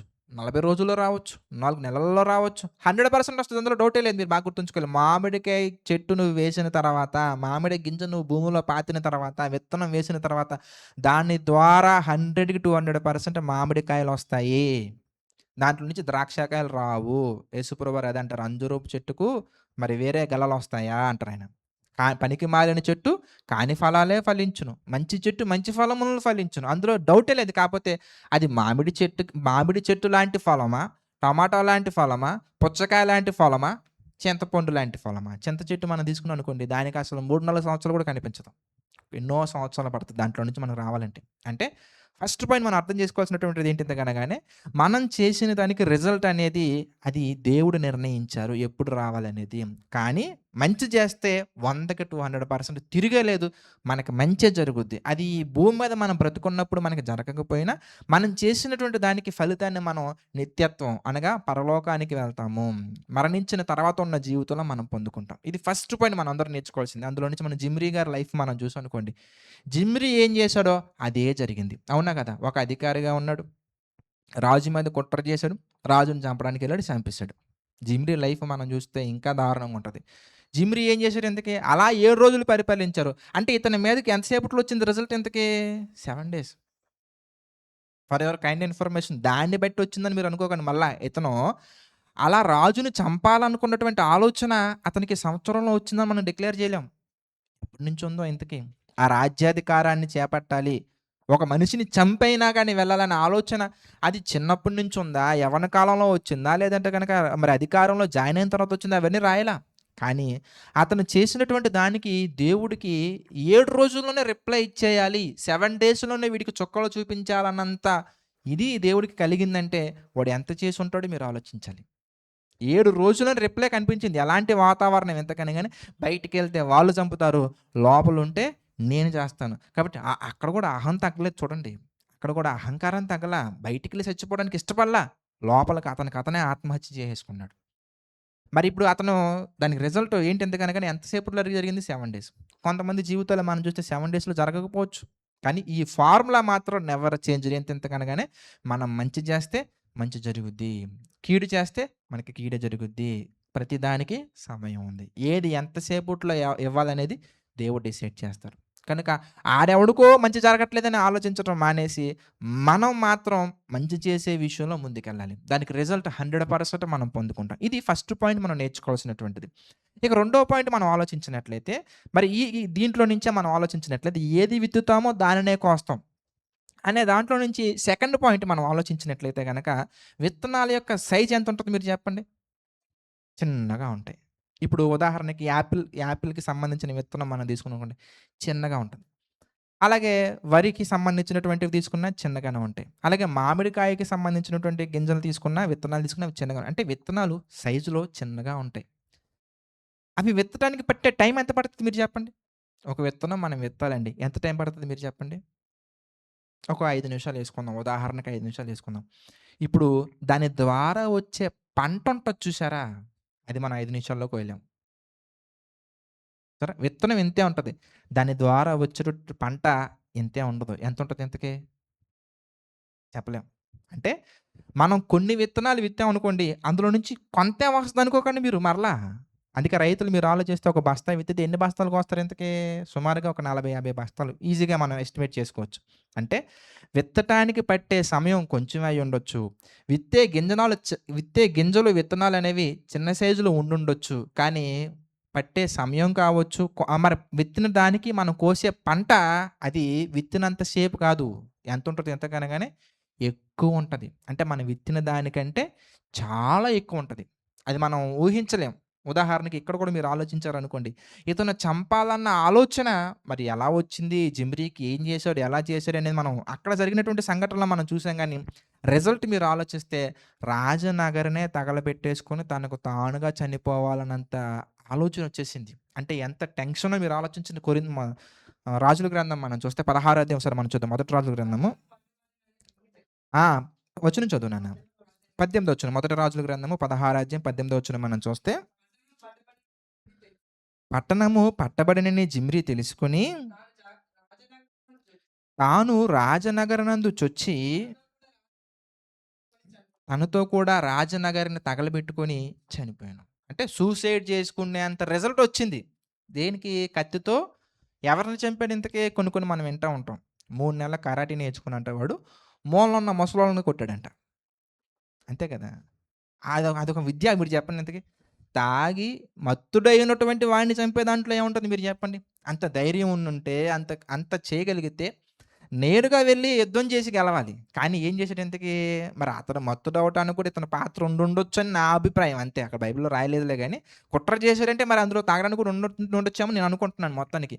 కానీ ఆ మత్తుడుగా ఉన్నప్పుడెళ్లి అతన్ని కొట్టి చంపేసి రాజు అవ్వడం అనేది చిన్నదే. దేనితో పోల్చుకుంటే రాజనగర్‌లోకెళ్ళిపోయి ఎక్కడున్నాడో మొత్తానికి రాజనగర్‌లోకెళ్ళిపోయి అంటే మంచి సెక్యూరిటీ ఉన్నటువంటి ఆ ప్రాంతంలోకెళ్ళిపోయి లోపలికెళ్ళి తలుపులన్నీ యేసుకొని తనతో ఆ రాజనగర్‌కి నిప్పెట్టుకొని చనిపోవడం అంటే అది ఎంత పెద్దదో మీరు ఆలోచించండి. ఆ టైంలో అతనికొచ్చినటువంటి ఉత్కంఠ ఎంతుంటదో మీరు ఆలోచించండి. అంతకంటే 100% ఇంపార్టెంట్ థింగ్ ఏంటంటే బైబిల్ ప్రకారం మనందరికి తెలుసు. ఏంటి ఇంతకీ కాలానికి ముందు చనిపోయినటువంటి వారు తప్పకుండా నరకానికి వెళ్తారు. జేసీఎంస్‌లో మనం నేర్చుకున్నాం. కాలానికి ముందు నీ కాలమునకు ముందు నీవెలా చనిపోతావు. అంటే ఆత్మహత్య. దేహంలో నుండి ఆత్మను బలవంతంగా బయటికి పంపించినటువంటి వాడు నరకానికెళ్తాడు. అంటే ఇప్పుడు ఈ జిమ్‌ది ఎక్కడికెళ్ళిపోయాడు ఇంతకీ? పరదేశుకెళ్ళిపోయాడా? నరకానికెళ్ళిపోయాడు. అంటే విత్తనం ఎంతది చెప్పండి? ఇప్పుడు చెప్పండి. విత్తనం ఇంతే ఉంది. కానీ కోత ఎంతొచ్చింది ఇంతకీ? నరకానికెళ్ళిపోయేంత పెద్ద కోత. ఇప్పుడు నరకంలో మరలా ఇతనికి మంచి సెక్యూరిటీగా ఏసీ ఏముండదు. వీఐపీ వచ్చాడు. కొన్ని కొన్ని జైల్స్‌లో మనం వింటా ఉంటాం. వీఐపీ జైల్లోకెళ్తే ఏం చేస్తాడు ఇంతకీ? ఏసీ పెట్టి, టీవీ పెట్టి, వాడికి ఫోన్ అందించి చాలా చేస్తుంటారు. ఇంటర్నెట్ అన్ని చాలా చేస్తా ఉంటారు. అట్లాంటిదేం లేదిక్కడ. నరకానికెళ్ళిపోయాడు. అక్కడ అగ్ని ఆరదు, ఆత్మ సావదు. అంటే మీరనుకోవచ్చు. మీరు చేసే పని చిన్నదే. అది వా పాపానికి సంబంధించింది. వాక్య విరుద్ధమైనటువంటిది. అది చిన్నదే అని మీరనుకుంటారు. ఒక యాపిల్ గింజను మీరు తీసుకుంటే, ఆ యాపిల్ గింజల నుంచి వచ్చినటువంటి యాపిల్ చెట్టు తీసుకుంటే, యాపిల్ ద్వారా ఎన్ని కాయలొచ్చాయి ఇంతకి ఉదాహరణకు ఒక 100 కాయలొచ్చాయనుకోండి. 100 కాయలొచ్చిన తర్వాత యాపిల్ చచ్చిపోద్దా? యాపిల్ చెట్టు చచ్చిపోద్దా? చావదు. మళ్ళా నెక్స్ట్ సంవత్సరం కావచ్చు, మళ్ళీ 6 నెలలు కావచ్చు, మరలా కాయలేస్తది. ఇంకా క్లియర్‌గా ఆలోచిస్తే వచ్చినటువంటి యాపిల్ పళ్ళలో నుండి ఉన్నటువంటి ఆ గింజలు గూడా మరలా విత్తితే ఏమవుతది ఇంతకీ? మరలా యాపిల్ చెట్టొస్తది. ఇప్పుడు చెప్పండి ఈ యాపిల్ చెట్టు ఎక్కడి నుంచొచ్చింది ఇంతకీ? ఇక్కడ ఫస్ట్ ఉన్నటువంటి యాపిల్ చెట్టు ద్వారా వచ్చినటువంటి యాపిల్ పండులో ఉన్నటువంటి గింజ ద్వారా ఇక్కడ యాపిల్ చెట్టొచ్చింది. అంటే చిన్న విత్తనమే ఎన్ని చెట్లను తయారు చేస్తుంది, ఎన్ని ఫ్రూట్స్‌ని తయారు చేస్తుంది మీరు ఆలోచించండి. అలా మీరు విత్తేటువంటి మాట అవ్వచ్చు, ఆలోచన అవ్వచ్చు, క్రియ అవ్వచ్చు అది చిన్నదే. కానీ దాని ద్వారా వచ్చే రిజల్ట్ మాత్రం మనం ఊహించలేనంత ఉంటది. ఎంత ఊహించలేనంత ఎంతకనగానే ఏమో ఆ క్షణమే మనం చచ్చామంటే నరకానికెళ్ళిపోతాం. ఒక సహోదరుడి మీద, సహోదరి మీద చిన్నది నాటుకున్నాం మన హృదయంలో. ఏం నాటుకున్నాం ఎంతకనగానే ఈడు మంచోడు గాదు, ఈమె మంచి అమ్మాయి కాదు. ఇతన్ని మనం ఏదోకటి చేయాలని ఒక పగ పెట్టుకున్నాం. ఒక కోపం పెట్టుకున్నాం. ఒక అబద్ధం పెట్టుకున్నాం. ఒక అబద్ధాన్ని నమ్ముతున్నాం. ఒక అబద్ధాన్ని బోధిస్తున్నాం. అది మన మనసులో పెట్టుకొని మనం చనిపోయామనుకోండి, ఎక్కడికెళ్తాం ఎంతకనగానే అది చిన్నదే. చాలా చిన్నది నన్నడిగితే చాలా చిన్నది. ఈ భూమి మీద మనిషి క్రియేట్ చేసుకున్నటువంటి పాపానికి సంబంధించిన ప్రతి ఒక్కటి కూడా క్షణికమైనటువంటిది. చాలా చిన్నది. దేవుడు మనకిస్తానటువంటి పరలోకంతో పోలిస్తే, నిత్యత్వంతో పోలిస్తే అది చాలా అసలు కంపారిజన్ లేదండి. అసలు అన్‌కంపారబుల్. ఎందుకంటే పరదేశంలోకి మనం వెళ్ళామనుకోండి, అక్కడ భక్తులు ఆదాము మొదలుకొని ఇప్పటి వరకు మరణించినటువంటి గొప్ప గొప్ప వీరులు కనపడతారక్కడ. ఎవరు కనపడతారు? అబ్రహాం గారు కనపడతారు. పౌలు గారు కనపడతారు. పేతురు గారు కనపడతారు. అలాగే మనం ఆలోచించినట్టు దావీదు గారు కనపడతారు. ఇలాంటి గొప్ప గొప్ప విశ్వాస వీరులతోటి మనం మాట్లాడుకున్నప్పుడు వచ్చే ఆనందం ఎలా ఉంటది? సినిమా హాల్‌లో మనం చూసినటువంటి 3 గంటల సినిమా ఆనందం ఎలా ఉంటదో ఒకసారి పోలాగలం మనం దాన్ని పోల్చి చెప్పగలమా? చెప్పలేం. ఒక చిన్న షార్ట్ చూసామనుకోండి ఎంతసేపు వస్తది మీరు చెప్పండి? ఆ షార్ట్ చూసి హీహీ అని షార్ట్ 1 మినిట్ నువ్వు నవ్వింది 10 నిమిషాలు అయిపోయింది అక్కడితోటి. ఉన్న షాటు ఒక నిమిషం. చూసింది 10 నిమిషాలు. మహా అయితే ఇంకొక 10 సార్లు చూడండి ఆ షాట్ నవ్వొత్తదా మీకింతకి? అదే షాట్ 10 సార్లు నవ్వు రాదు. అదే అబ్రహాముతో మనం 100 సార్లు మాట్లాడినా ఆయన దగ్గర సంగతులు ఇంకా తరగవు, కరగవు. తండ్రి దగ్గరికెళ్ళామనుకోండి, తండ్రి చెప్పే విషయాలు ఎంత ఎంత జ్ఞానయుక్తమైన బైబిల్‌లో మీరు చూడండి అర్థమైపోద్ది. ఆయన ఒక్కొక్క అంశం బైబిల్ మనం చూస్తుంటే ఎలా ఉంటది మనకి గూస్ బంప్స్ వచ్చేస్తా ఉంటాయి. ప్రకృతి ఎలా వచ్చింది. ఇది దేవుడు పరిశుద్ధాత్మ ద్వారా రాయించినటువంటి విషయాలివి. కానీ అక్కడికి మనం వెళ్ళి తండ్రి చెంతన మనం కూర్చొని ఆయన చెబుతా ఉంటే అవి మనం వినటం అది ఎంత అద్భుతం మీరు ఆలోచించండి. యేసుక్రీస్తు వారు రాసిన మాటలు మనం చదువుకుంటున్నామండి. కానీ యోహాను గారు అంటారు, "ఏది కన్నులారా చూచితిమో, ఏది చెవులారా వింటిమో, ఏది చేతులతో తాకితిమో" అంటే యేసుక్రీస్తు వారు శరీరధారిగా ఈ భూమి మీద ఉన్నప్పుడు ఆయన్ని తాకి ఆయన చెప్పినప్పుడు ఆయన నోటి ద్వారా వచ్చినటువంటి మాటలు విని ఆయనను కన్నులారా చూసి రాసిన సంగతులు మనం చదువుకుంటేనే మనకి ఎంత గమ్మత్తుగా ఉన్నాయి. ఎంత అద్భుతంగా ఉన్నాయి. ఎంత జ్ఞానయుక్తంగా ఉన్నాయి. అలాంటిది దేవుడే స్వయంగా మనల్ని పక్కన కూర్చోబెట్టుకొని ఎన్ని విషయాలు చెప్తారు పరలోకం వెళ్తే. అసలు బోర్ కొడతాయంటారా మనకి? అస్సలు బోరే కొట్టవండి. అదే మనం ఏదైతే ఆనందంగా ఉంటదని ఫీల్ అవుతున్నామో అది 10 సార్లు చూస్తే మళ్ళీ చూడబుద్ధి అవ్వదు మనకి. ఏదో ఒక సినిమా ఉంది బాగా నచ్చిందని మీరు ఫీల్ అవుతున్నారు. అదే సినిమా కంటిన్యూయస్‌గా ఒక 100 సార్లు చూడండి. పోనీ ఒక 10 సార్లు చూడండి మీకు చూడబుద్ధి అవ్వదు. చిరాకొచ్చేద్ది. ఏంట్రా బాబు అనిపిస్తది అంతే. అది దేవుడికి సంబంధించిన జ్ఞానం చాలా ఆసక్తిగా ఉంటది. మత్తయి సువార్త 100 సార్లు చదువు. 101 చదువు. 100% మినిమమ్ 10 పాయింట్స్ నిన్ను టచ్ చేస్తాయి అంతే. అలాంటి డెప్త్ సబ్జెక్ట్ ఉన్నటువంటి మాటలివి. అవి దేవుడు చెప్తుంటే వింటే ఇంకా గమ్మత్తుగా ఉంటది. ఎంత అద్భుతంగా ఉంటాయి మీరు ఆలోచించండి. అంటే మనం ఏది విత్తుతాం ఒకవేళ ఈ భూమి మీద ఈ క్షణిక ఆవేశంలో క్షణికమైన పాపాన్ని మనం విత్తకుండా ఈ అల్పకాలపు జీవితాన్ని గనక మోషే గారు అంటారు. ఆయన విత్తే విషయంలో ఆయన అంటారు. చూడండి నేను ఎలా విత్తాలనుకుంటున్నానో తెలుసా నా జీవితాన్ని. నాకు భవిష్యత్తు అర్థమైంది. ఏం అర్థమైంది ఇంతకీ? ఆహా! విత్తినది కొంచెమే ఉంటది.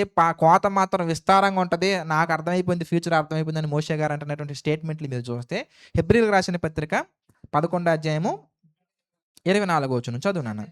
మోషే పెద్దవాడైపోయినప్పుడు విశ్వాసాన్ని బట్టి ఐగుప్తు ధనము కంటే క్రీస్తు విషయమైన నింద గొప్ప భాగ్యమని ఎంచుకొని అల్పకాలపు పాప భోగం అల్పకాలం ఇది. చూడండి.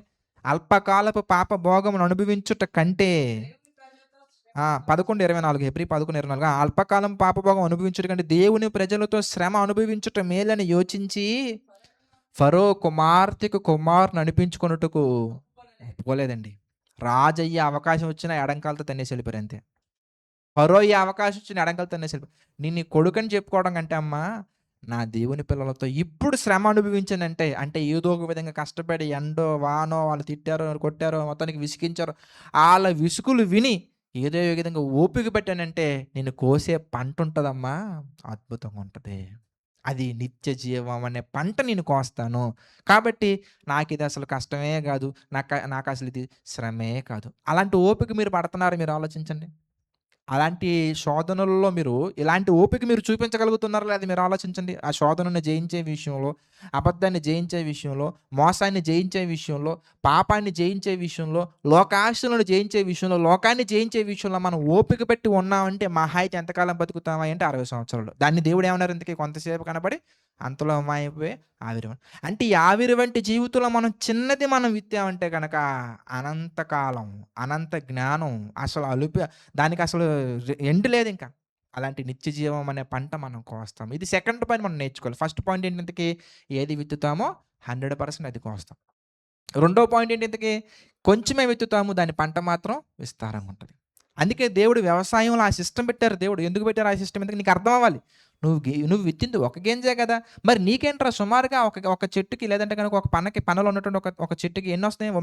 వరి మొక్కకి ఎన్నొస్తున్నాయి ఇంతకీ? కనీసం 14 గింజలొస్తాయండి. విత్తింది ఒకటే. వచ్చింది 14, 15 గింజలు. ఎట్లా అది?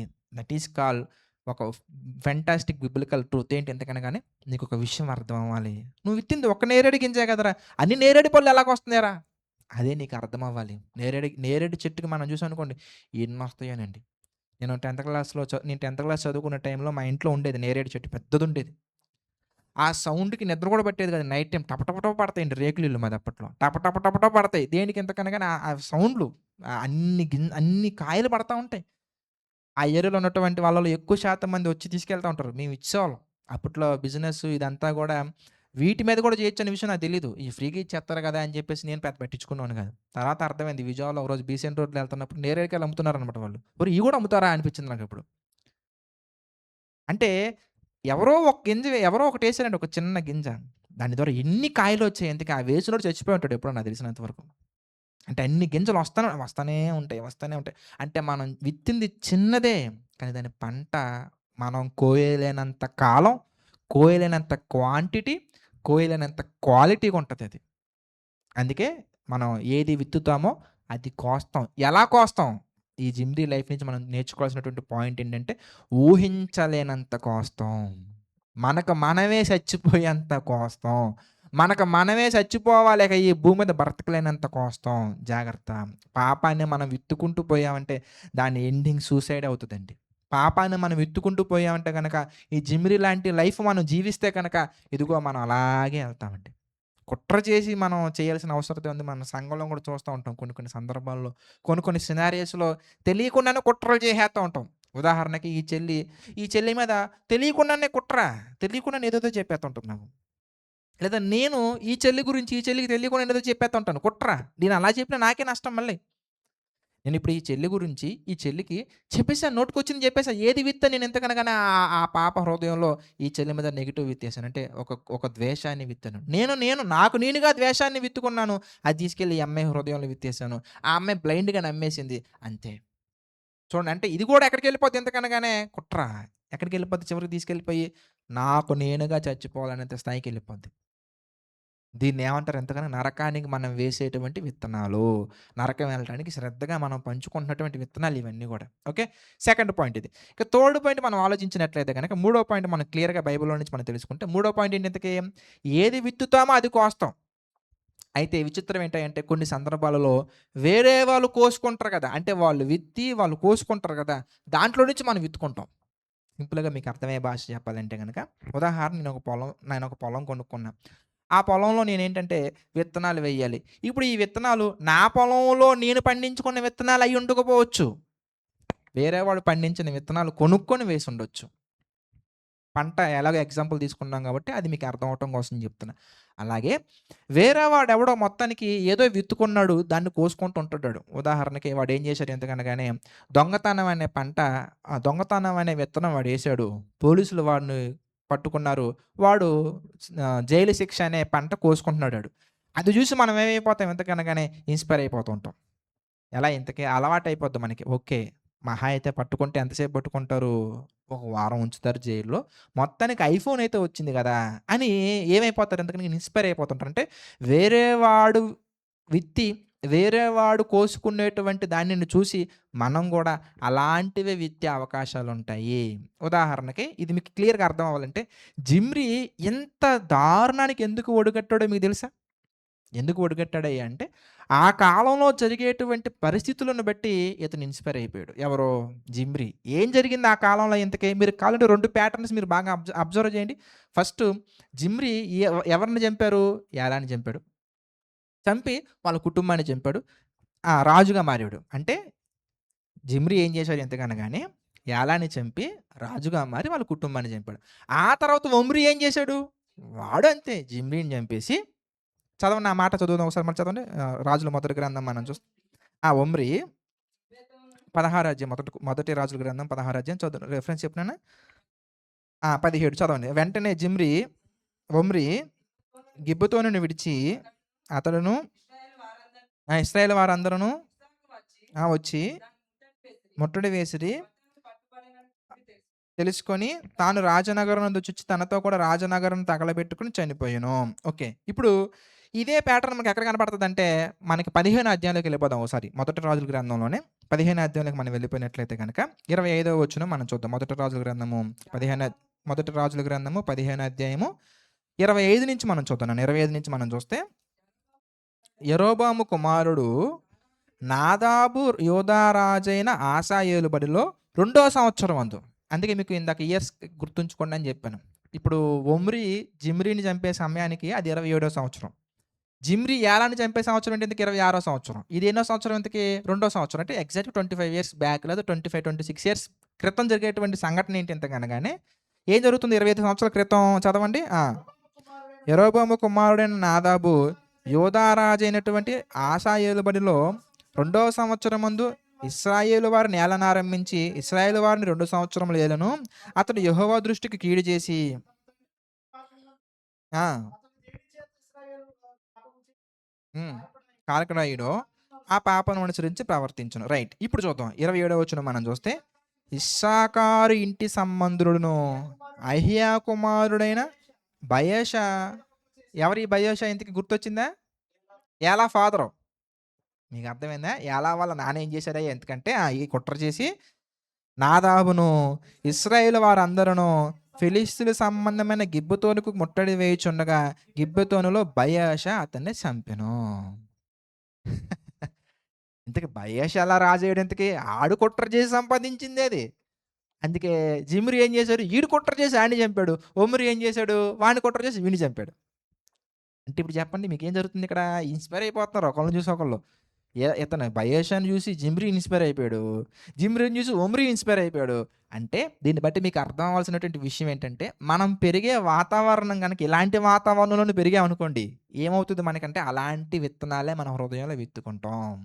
అదే యేసుప్రభు వారు చెప్పారు. ఏమని ఇంతకనగానే మత్తయి సువార్తలోకెళ్ళామనుకోండి, 12 అధ్యాయం మనం చూస్తే యేసుప్రభు వారు చెప్పినటువంటి మంచి కాన్సెప్ట్, అద్భుతమైన కాన్సెప్ట్ మత్తయి సువార్త 12 అధ్యాయము 25వ వచనం మనం గమనించినట్లయితే గనక, ఆయన వారి తలంపులను ఎరిగి వారితో ఇట్లనెను ఏమని? తనకు తాను విరోధముగా ప్రతి రాజ్యం పాడైపోనని చెప్తూ ఆ కాన్సెప్ట్ చెప్పుకుంటూ వచ్చి 35వ వచనంలో సజ్జనుడు మంచి ధననిలువలో నుండి సద్విషయములను బయటికి తెచ్చును.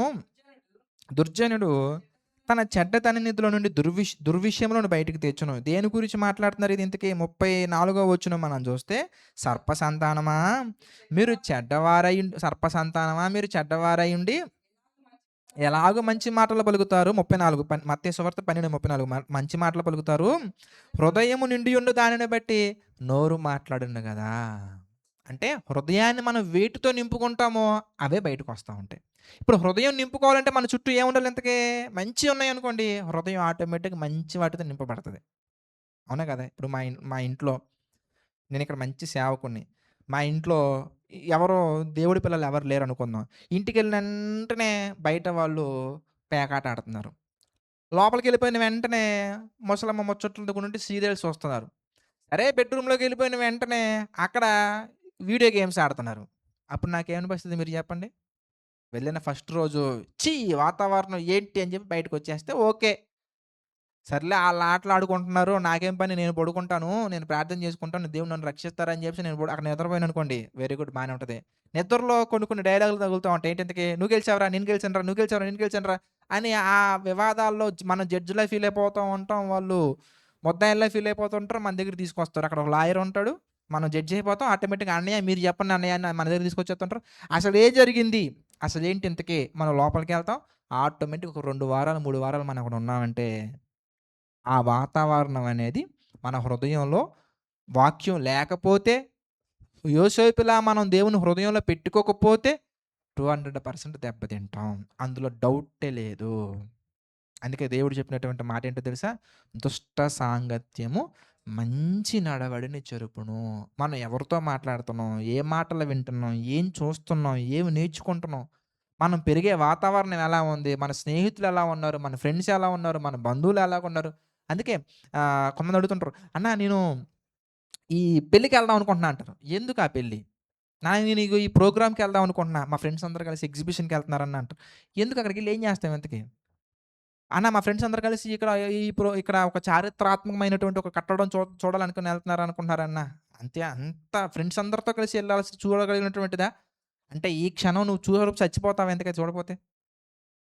ఫ్రెండ్స్ అందరం కలిసి ఎళ్ళటం కరెక్టే. ఆళ్ళు ఏ ఫ్రెండ్స్ ఇంతకి? ఎలాంటి ఫ్రెండ్స్ ఇంతకి? ఏవండీ అరకు వ్యాలీ ఉందనుకుందాం. అరకు వ్యాలీ అనేది చూడటానికి వెళ్ళటం వేరు. సువార్త కార్యక్రమాలు పెట్టినప్పుడు దేవుడు చూసే అవకాశం ఇచ్చినప్పుడు చూడటం వేరు. 2 డిఫరెన్స్ ఉంటదండి. అధికారాన్ని ఇప్పుడు ఈ జిమ్రీకి దేవుడు అధికారాన్ని ఇవ్వటం వేరు, లాక్కోవడం వేరు. రెండిట్లో పరిపాలనే. అవునంటారా? కాదంటారా? మీరు రెండిట్లో ఇశ్రాయేలుని పరిపాలించటమే. దేవుడు ఇవ్వడం వేరు, వీడు లాక్కోవడం వేరు. దేవుడు నీకు చూసే అవకాశాన్ని ఇవ్వడం వేరు, నువ్వు చూడాలనుకుని ఎళ్ళటం వేరు. రెండిటికి చాలా డిఫరెన్స్ ఉందండి. నువ్వెందుకెళ్ళాలనుకుంటున్నావు? పర్పస్ ఏంటి? అదే మనం దేవుడి కోణంలో దేవుడి పని చేయటం కోసం వెళ్ళినప్పుడు అదే ప్రాంతానికి వెళ్ళామనుకోండి అది వేరే విషయం. అది వేరు మనం కావాలని మళ్ళా మనం ఏమంటాం అది దేవుడు చేసిన సృష్టి కదండీ! చూస్తే తప్పేంటండి అంటాడు. అలాగైతే నువ్వు ఉన్న భూమంతా దేవుడు చేసిన సృష్టే. మీ ఇల్లు చూడటంలో తప్పేముంది? మరి మీ ఇల్లు చూడటం మానేసి అక్కడికెందుకు ఎళ్తున్నావు ఇంతకి? అంటే వాస్తవంగా నీ హృదయంలో ఏదో ఉంది ఇంకా. సరదా, సంతోషం, ఆనందం, ఆహ్లాదం ఇయన్నీ పెట్టేసుకుంటాం మనం అంతే. దేవుడు ఇవ్వనటువంటి దానిని బలవంతంగా మనం వెళ్ళటం అంటారు దీన్నే. అందుకే ఇప్పుడు అలాంటి ఫ్రెండ్స్‌తో మనం వెళ్తున్నప్పుడు ట్రైన్‌లో ఏం చేస్తారు చెప్పండి? అప్పుడప్పుడు నేను చూస్తూ ఉంటానండి. ఈ అనకాపల్లి మీటింగ్స్‌కెళ్ళినప్పుడు, అనకాపల్లి రివైవల్ మీటింగ్‌కి వెళ్ళినప్పుడు ట్రైన్‌లో అది వైజాగ్ వెళ్ళే ట్రైన్ కదండీ! అప్పుడు ఎలాంటి వాతావరణం ఉంటదంటే అంతా ఒక అమ్మాయిలు, అబ్బాయిలు, యవ్వనస్తులు ఒకళ్ళ ఒళ్ళో ఒకళ్ళు పడుకుంటారు. వాళ్ళ ఇంట్లో చెప్పారో లేదో తెలీదు. వాళ్ళ ఇంట్లో చెప్పినా ఏమని చెప్తారు ఇంతకి? అమ్మ ఫ్రెండ్స్ అందరం కలిసి ఇగో అరకు వ్యాలీకి ఎళ్తున్నామమ్మ. మంచిది నాన్న ఎళ్ళండ్రా అంటారు. ఆ ఫ్రెండ్స్ బాయ్ ఫ్రెండ్సే, గర్ల్ ఫ్రెండ్సే చెప్తారా చెప్పండి? చెప్పరు. ఇప్పుడు బాయ్ ఫ్రెండ్స్, గర్ల్ ఫ్రెండ్స్ కలిసి ఏం చేస్తున్నారు ఇంతకి? మళ్ళీ మనం మాట్లాడామనుకోండి, ప్రస్తుత కాలంలో మీరు బ్రాడ్ మైండ్ సెట్ లేదు బ్రదర్. మీది నారో మైండ్ సెట్ బ్రదర్ అంటారు అంతే. స్త్రీని ముట్టుకొనుట పురుషునికి మేలు. అంటే ఇప్పుడు దేవుడిది నారో మైండ్ సెట్టే మీరు చెప్పండి? దేవుడిది నారో మైండ్ సెట్టా? కాదండి. అంటే దేవుడు ముట్టొద్దు అన్న తర్వాత దూరంగా ఉండాలంతే. ఇప్పుడెళ్ళిపోయేసి అక్కడ చూసి ఆలోచనలు రావటం, ఆలోచనలు రేకెత్తించటం, అక్కడ వాతావరణ పరిస్థితులు, అక్కడ చుట్టుపక్కల ఉండేవాళ్ళు, అక్కడ ఉన్నటువంటి కల్చర్, వాళ్ళు పెరిగిన కల్చర్ ఇదంతా ఏమైపోద్ది ఇంతకనగానే జిమ్రీని ఎలాగైతే డిస్టర్బ్ చేసి ఒకడిని చంపటం కోసం ప్రేరేపించాయో, మనం ఉండే పరిస్థితులు గూడా అంతేనండి. మనం ఉండే పరిస్థితులు దొంగతనం చేయటం కోసం మనల్ని ప్రేరేపించొచ్చు. వ్యభిచారం చేయటం కోసం ప్రేరేపించొచ్చు. నరహత్య చేయటం కోసం ప్రేరేపించొచ్చు. సువార్త చెప్పడం కొరకు ప్రేరేపించొచ్చు. ప్రార్థన చేసుకోవడం కోసం ప్రేరేపించొచ్చు. బైబిల్ రీడింగ్ కోసం ప్రేరేపించొచ్చు. ఎలాగైనా ప్రేరేపించొచ్చు. ఎలాంటి పరిస్థితుల్లో మనం బ్రతుకుతున్నాం ఇంతకనేది చాలా ప్రాముఖ్యమైన సంఘటన. అందుకే మీరు చూస్తే మొదటి కొరింథీ పత్రిక 15వ అధ్యాయం మనం చూసామనుకోండి. మొదటి కొరింథీ పత్రిక 15థ్ చాప్టర్ మనం చూస్తే 33 మనం చూద్దాం. మోసపోకండి చెల్లెల్లో, తమ్ముల్లో పనికిమాలిన కబుర్లు చెప్పకండి. నేను ఉత్తినే ఏమి లేదు నేను ప్రార్థన చేసుకుంటాను అంతే అని కబుర్లు చెప్పకండి. చాలామంది అలాగే చెప్తారండి. ఉత్తినే నేను అలాంటివి ఏం చేయనన్నా నాకు తెలీదన్నా దేవుడు నన్ను కాపాడరనుకుంటున్నారా? దేవుడు నా చుట్టూ కంచె వేస్తారు. ఏం కంచె ఇంతకది? నువ్వు కంచె దాటి బయటికెళ్ళిపోయి దేవుడు కంచేత్తారని దేవుడి మీద నెడతారేంటి? దేవుడు నిన్నొక కంచెలో పెట్టారు. ఒక మంచి కాపుదల పెట్టారు. నీ చుట్టూ ఒక మంచి వాతావరణం పెట్టారు. చదవండి మోసపోకండి. దుష్ట సాంగత్యం మంచి నడవడిని చెరుపును. మంచిగా ఉన్నటువంటి ఒక వ్యక్తిని నాశనం చేసేస్తదండి. మంచి నడవడిని చెరుపును. మంచిగా ఉన్నటువంటి వాడిని పాడు చేయాలంటే ఏవండీ వాక్యాలు పెద్ద పెద్ద వాక్యాలు అవసరం లేదండి. లేదంటే గనక పెద్ద పెద్ద సినిమాలు అవసరం లేదండి. Fellowship. How is your fellowship? నీ యొక్క సహవాసం అనేది నిన్ను దెబ్బతీసేస్తది. దుష్ట సాంగత్యము మంచి నడవడిని. ఎలాంటి పరిస్థితులు నెలకొన్నాయో చూడండి. బయోషై ఎళ్లి పైనున్నటువంటి రాజుని చంపేసాడు. ఆడు కుట్రే. జిమ్రీ వచ్చి వీడిని కుట్ర చేశాడు. ఒమ్రీ వచ్చి వాడిని కుట్ర చేశాడు. అంటే అక్కడ ఎలాంటి విధానం నెలకొల్తుంది మీరు ఆలోచించండి. ఎలాంటి విధానం వెళ్తుంది ఎందుకనగానే ఇదిగో ఒకడిని మనం చంపితేనే మనం రాజుగా మార్గం లేదంటే ఇంకొక ఆప్షన్ లేదు. దేవుడి మీద ఆధారపడి దేవుడు ప్రవక్తను పంపించి ఆ ప్రవక్త నా తల మీద అభిషేకం పోసి ఓయమ్మ ఇది పెద్ద టార్చర్‌లా ఉంది. కత్తి తీసుకున్నావు చంపేసావు రాజు అయిపోయాం అంతే. చూసారా? మంచెప్పుడు కష్టంగానే ఉంటదండి. చెడెప్పుడు ఈజీగా ఉంటదండి. మనం మంచెప్పుడు చాలా కష్టంగా ఉంటది. దేవుడు మరి సౌలు గారిని ఎప్పుడు పిలిచారు? సౌలు గారిని దేవుడు ఎప్పుడు అభిషేకించారు? సమూయేలుని ఎలా పెంచారు? ఇదంతా పెద్ద టైం ప్రాసెస్ కన్జ్యూమింగ్ ప్రాసెస్‌లా ఉంది. సమూయేలు ఎళ్ళాలి, మళ్ళీ ఎదగాలి, బాలుడు ఎదగాలి, పెద్ద ప్రవక్త అవ్వాలి, ఆ ప్రవక్త మళ్ళా దేవుడు కనిపించాలి. మళ్ళా కష్టంగా ఉంది ఇదంతా మన వల్ల కాదు. మరేం షార్ట్ కట్. అంటే కత్తి తీసుకున్నావా, చంపేసామా, కుట్ర చేసామా, రాజు అయిపోయామా అంతే. ఏవండీ ప్రస్తుత కాలంలో సొసైటీలో మనకి ఇనిపించే మాటలు ఎలా ఉంటాయంటేనండి మనం బ్రతకాలంటే 10 మందిని పాడు చేయాల్సిందే. 10 మందిని చంపినా పర్లేదులే గాని మనం మాత్రం బాగుండాలి. ఇలాంటి కొటేషన్స్ మీరే విని ఉంటారండి. పెళ్ళిళ్ళ దగ్గర మనం ఎక్కువ వింటూ ఉంటాం. 100 అబద్దాలు ఆడైనా గాని ఒక పెళ్లి చేయాలి. ఎందుకు అంత కష్టం? ఇప్పుడు 100 అబద్దాల తర్వాత 2 నిజం తెలిస్తేనే చచ్చిపోతారాళ్ళు. నువ్వు ఆడిన అబద్దాలలో పెళ్లయిపోయిన తర్వాత నిజమని తెలిసిందనుకోండి. ఒరేయ్! ఇది ఈ అబద్ధం ఆడారా? ఈ అబద్ధం ఆడారు. అందుకే మనం వింటూ ఉంటాం. మీ అమ్మ నన్ను మోసం చేసింది అంటారు. మీ నాన్న ఏమన్నా తక్కువ తిన్నాడా? మీ నాన్న మోసం చేయలేదా? ఏం మోసం చేసి నీకు గవర్నమెంట్ జాబ్ అని చెప్పలేదా? చూసారా? నమ్మేత్తామండి. మరి నీ గురించి మీ ఇంట్లో ఏం చెప్పలేదు? 2 పొలాలున్నాయి. ఉన్నాయి కదా పొలాలు. కాకపోతే కౌలు పొలాలు అవంతే. వింటారు కదా మీరేమంటే. అన్ని అబద్దాలాడి పెళ్లి చేయాల్సిన అవసరం ఏముందండి? నిజాలు చెప్తే నిజాలు చెప్తే పెళ్ళిళ్ళు అవ్వవుగా మరి ఇంతకి. అందుకేనండి ఇలాంటి మాటలు మనం వినటానికి చాలా అద్భుతంగా ఉంటాయి. చాలా మధురంగా ఉంటాయి అంతే. కానీ దుష్ట సాంగత్యము మంచి నడవడిని చెరుపును. ఇయ్యే మనం బయట వినకూడదు మనం. వినకూడదు. మన చెవుల్లోకి రాకూడదు. మనం వాటిని అంగీకరించకూడదు. బైబిల్ ఏం చెప్పిందో అదే ఫాలో అవ్వాలి. ఇక్కడ మీరు గమనించినట్లయితే అందుకే మనం ఉండే వాతావరణం అనేది హృదయాన్ని చాలా ఈజీగా ఎఫెక్ట్ చేస్తది. కనుక ఏం చెప్తున్నారు దేవుడు ఇంతకీ? హృదయాన్ని కాపాడుకోవాలి. అందుకే కీర్తనకారుడు ఏం రాశారు ఇంతకీ 119 కీర్తన మనం చూస్తే 119 కీర్తన మీ అందరికి తెలిసినటువంటిది ఒకసారి జ్ఞాపకం చేసుకోండి. 119 కీర్తన 11 చదువు నాన్న.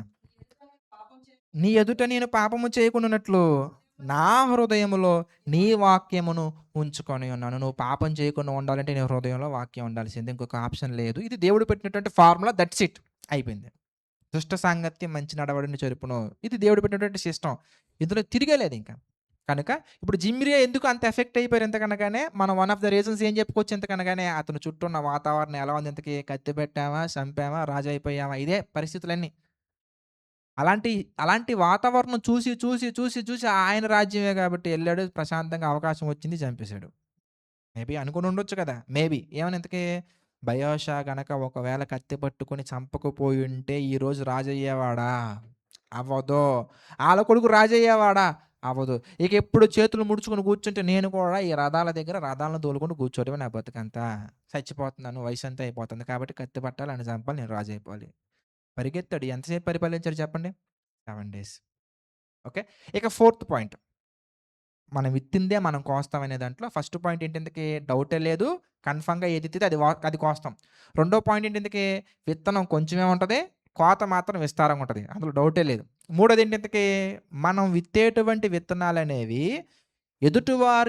ఎదుటివారు విత్తిన లేదా ఎదుటివారు కోసిన వాళ్ళ యొక్క ఆలోచనలు బట్టి మనం ఇన్‌స్పైర్ అయిపోయి మనం కూడా విత్తనాలు విత్తే అవకాశం ఉంటది.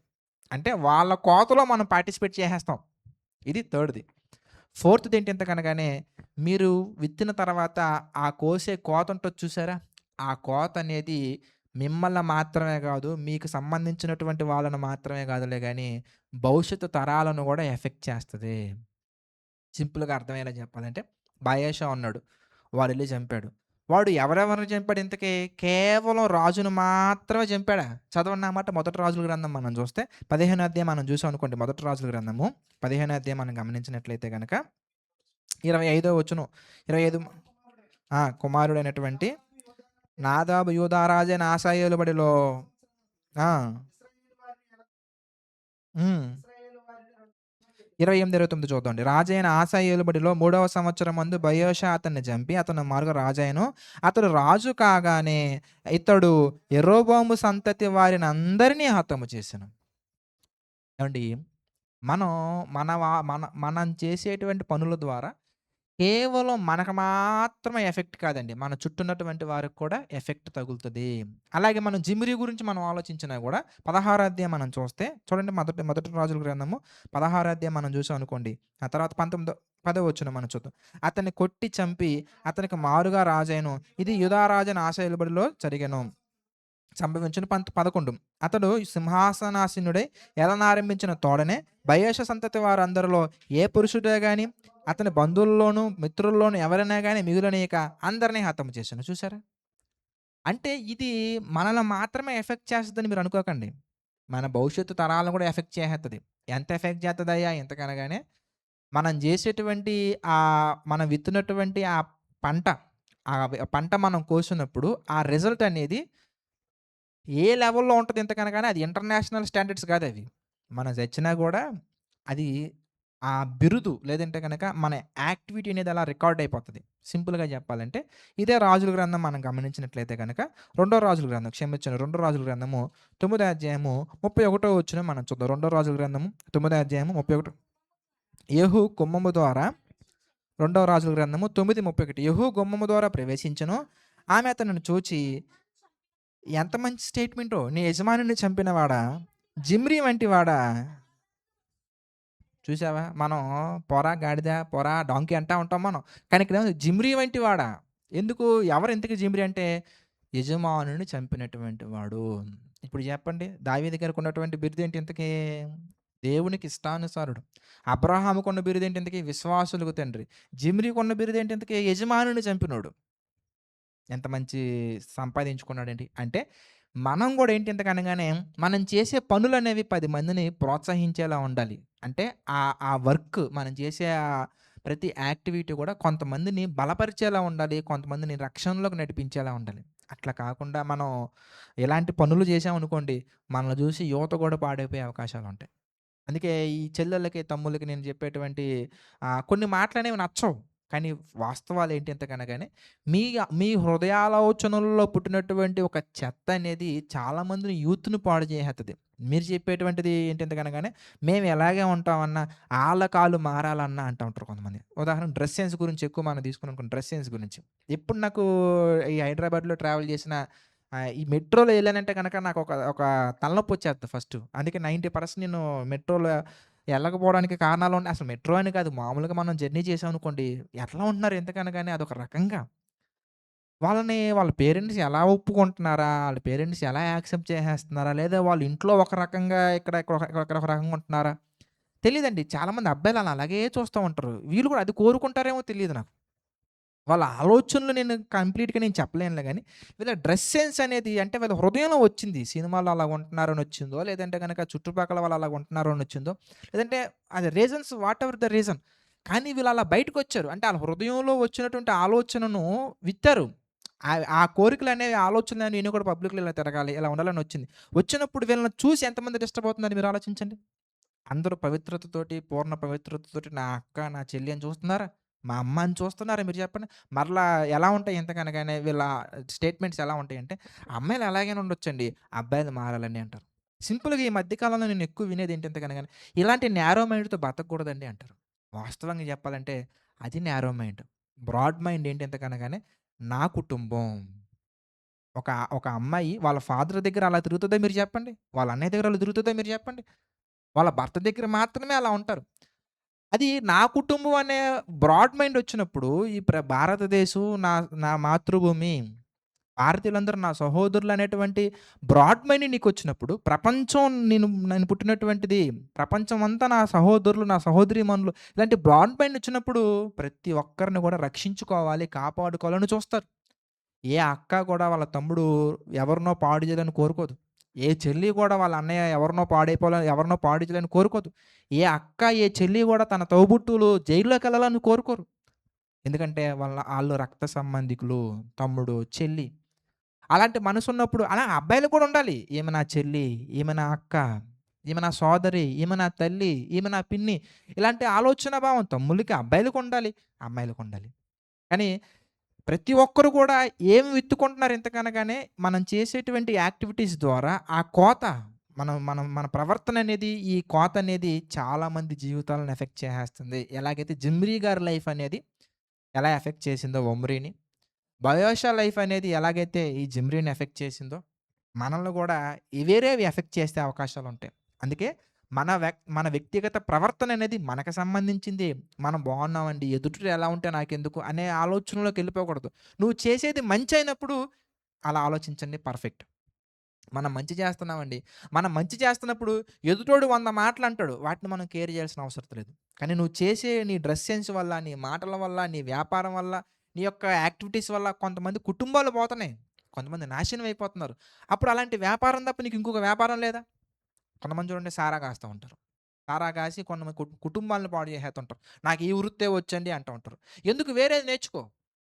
వేరేది నేర్చుకుంటే దేవుడు సహాయం చేయరా నీకు? ఇంకొంతమంది చూడండి ఇంకా రకరకాలుగా కొన్ని కొన్ని చేస్తా ఉంటారు. దొంగతనం చేసేవాళ్ళు దాన్ని వృత్తిగా ఫీల్ అవుతుంటారు కొంతమంది. దాన్ని చేయకపోతే ఇంక బతకలేమా మనం ఇంకా? అంటే వాటి ద్వారా కొంతమంది నాశనం అవుతున్నప్పుడు, వాటి ద్వారా కొంతమంది నష్టపోతున్నప్పుడు, కొన్ని జీవితాలు నాశనం అయిపోతున్నప్పుడు, వాటిని విడిచిపెట్టి మనం మంచి మార్గంలోకొస్తే దేవుడు తప్పకుండా సహాయం చేస్తారు. 100-100% సహాయం చేస్తారు. ఎందుకంటే నువ్వు మంచి చేసావు గనుక తప్పకుండా దానిని కోస్తావు. అదే చెప్తున్నారు ఏమని ఇంతకి నువ్వు ఏమి విత్తుతావో అదే కోస్తావు. ఈ 'జిమ్రీ' గారి లైఫ్ మనం చూస్తానండి. అదొక బ్రాండ్ పడిపోయిందండి. యజమానిని ఎవడైతే మోసం చేసేస్తున్నాడో వెంటనే వాడికొచ్చినటువంటి పేరు ఇంతకి 'జిమ్రీ' వంటివాడు. చదవండి ఆ మాట రెండో రాజుల గ్రంథం మనం చూస్తే 9వ అధ్యాయము 31వ వచనం మనం చూద్దాం. రెండో రాజుల గ్రంథము ప్రవేశించెను. చూచి నీ యజమానుని చంపిన వాడా, జిమ్రీ వంటి వాడా, నీవు సమాధానముగా వచ్చుచున్నావా అని అడిగెను. చూసారా? ఇదే వాతావరణం మనం ఫ్యామిలీకి కనెక్ట్ చేసామనుకోండి, తల్లిదండ్రులు కూడా ఆలోచించాలి. ఏంటి ఎంతకనగానే వారి పిల్లలకు వాళ్ళు ఏమి నేర్పిస్తున్నారు? కుటుంబ ప్రార్థన నేర్పిస్తున్నారా? లేదంటే గనక వాళ్ళ పిల్లలకు వాళ్ళు ఎలాంటి ఆలోచనలు అంటే వీళ్ళు విత్తినటువంటి ఆ పంట కోసే టైంకి పిల్లలు కూడా రాంగ్ ట్రాక్‌లోకి వెళ్ళిపోయే అవకాశం ఉంటది. ప్రతి ఒక్కరు మీరు కూడా ఆలోచించాలి. నేను కూడా ఆలోచించాలి. మనం ఒక విషయం ధైర్యంగా చెప్పాలండి. నా లైఫ్‌ని నువ్వు యాజ్ ఇట్ ఈజ్ ఫాలో అవ్వరా పరలోకం వెళ్ళిపోతావు. అనే విధంగా నీ లైఫ్‌ని మార్చుకోవడమే నువ్వు నేర్చుకోవాల్సినటువంటి ఒక గొప్ప సబ్జెక్ట్ ఇందులో నుంచి. మనం ఏం నేర్చుకోవాలి ఎంతకన్నా గాని, జిమ్రీలా ఉండకూడదు అనేది నేర్చుకుంటూనే మరి ఎలా ఉండాలి ఇంతకి? అనేక మందికి మాదిరికరంగా ఉండాలి. విశ్వాసులకు మాదిరికరంగా ఉండాలి. ఈ ఈ డైలాగ్ మనం అది నోటి మాటతో చెప్పడం కాదులే గాని, ఒక పెద్ద ప్రసంగం చేసి చెప్పడం కాదులే గాని, నాకిష్టం ఉండదు. సహజంగా ప్రసంగాలులో పెద్ద పెద్ద డైలాగులు చెప్పడం ఇష్టం ఉండదులే గాని, ప్రవర్తనలో మనం చేసి చూపించగలగాలి. అఫ్‌కోర్స్ ఈ రోజు మా ప్రసంగం అంతా నాకు నేను అన్వయించుకుంటున్నాను. మనకు మనం అన్వయించుకోవాలి. అందరం అన్వయించుకోవాలి. ఎందుకంటే మనందరం మరణించే సమయానికి అని పెద్ద పెద్ద టార్గెట్లు గాకుండా కొంతకాలంలో, ఇంకొంతకాలంలో ఒక బెంచ్ మార్క్ క్రియేట్ చేయాలి మనం. ఏంటి ఆ బెంచ్ మార్క్ ఇంతకీ కొరింథీయులకు రాసిన రెండో పత్రిక మనం చూస్తే, రెండో కొరింథీ పత్రిక చూడండి 2 కొరింథీ పత్రిక 11 అధ్యాయం మనం ఆలోచించినట్లయితే గనక 2 కొరింథీ పత్రిక 11 అధ్యాయము ఒకటో వచనం క్షమించండి. 1 కొరింథీ పత్రిక 11 అధ్యాయం ఒకటో వచనం మనం చూద్దాం. 1 కొరింథీ పత్రిక 11 అధ్యాయం ఒకటో వచనం మనం చూస్తే, నేను క్రీస్తును పోలి నడుచుకున్నట్టుగా చూసారా? నేను క్రీస్తును పోలి ఎంతమంది చెప్పగలమండి మనలో? ఆఫ్‌కోర్స్ నాకు నేనే చెప్పలేనింకా. నాకు నేనే సాహసం చేయలేను. ఎందుకంటే నేనింకా అలాంటి జ్ఞానం నాకింకా రాలేదు. అలాంటి ప్రవర్తన నాకింకా రాలేదు. అలాంటి మంచి మనసు ఇంకా రాలేదు. పౌలు గారిది ఎలాంటి మంచి మనసండి. ఎలాంటి దేవుడి కొరకు ఎలాంటి త్యాగాలు చేసేస్తారండి. దేన్నైనా విడిచిపెడతారండి. మరి మనం దేన్ని విడిచిపెడుతుందని చెప్పండి. దేనిని విడిచిపెట్టం మనం దేవుడి కోసం. ఏది చెయ్యం మనం అసలంతే. కానీ మనందరికి పరలోకం కావాలి. పరలోకం ఎంతమంది కావాలి? అందరం చేతులెత్తుతాం. ఎవరెళ్తున్నారు? కష్టమే. ఎంతమందికి కావాలి కోరుకోవడం వేరు.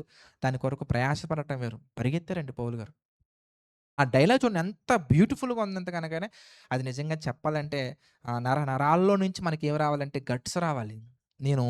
నేను క్రీస్తును పోలి నడుచుకున్న ప్రకారం హైలైట్ స్టేట్మెంట్ అండి నిజంగా.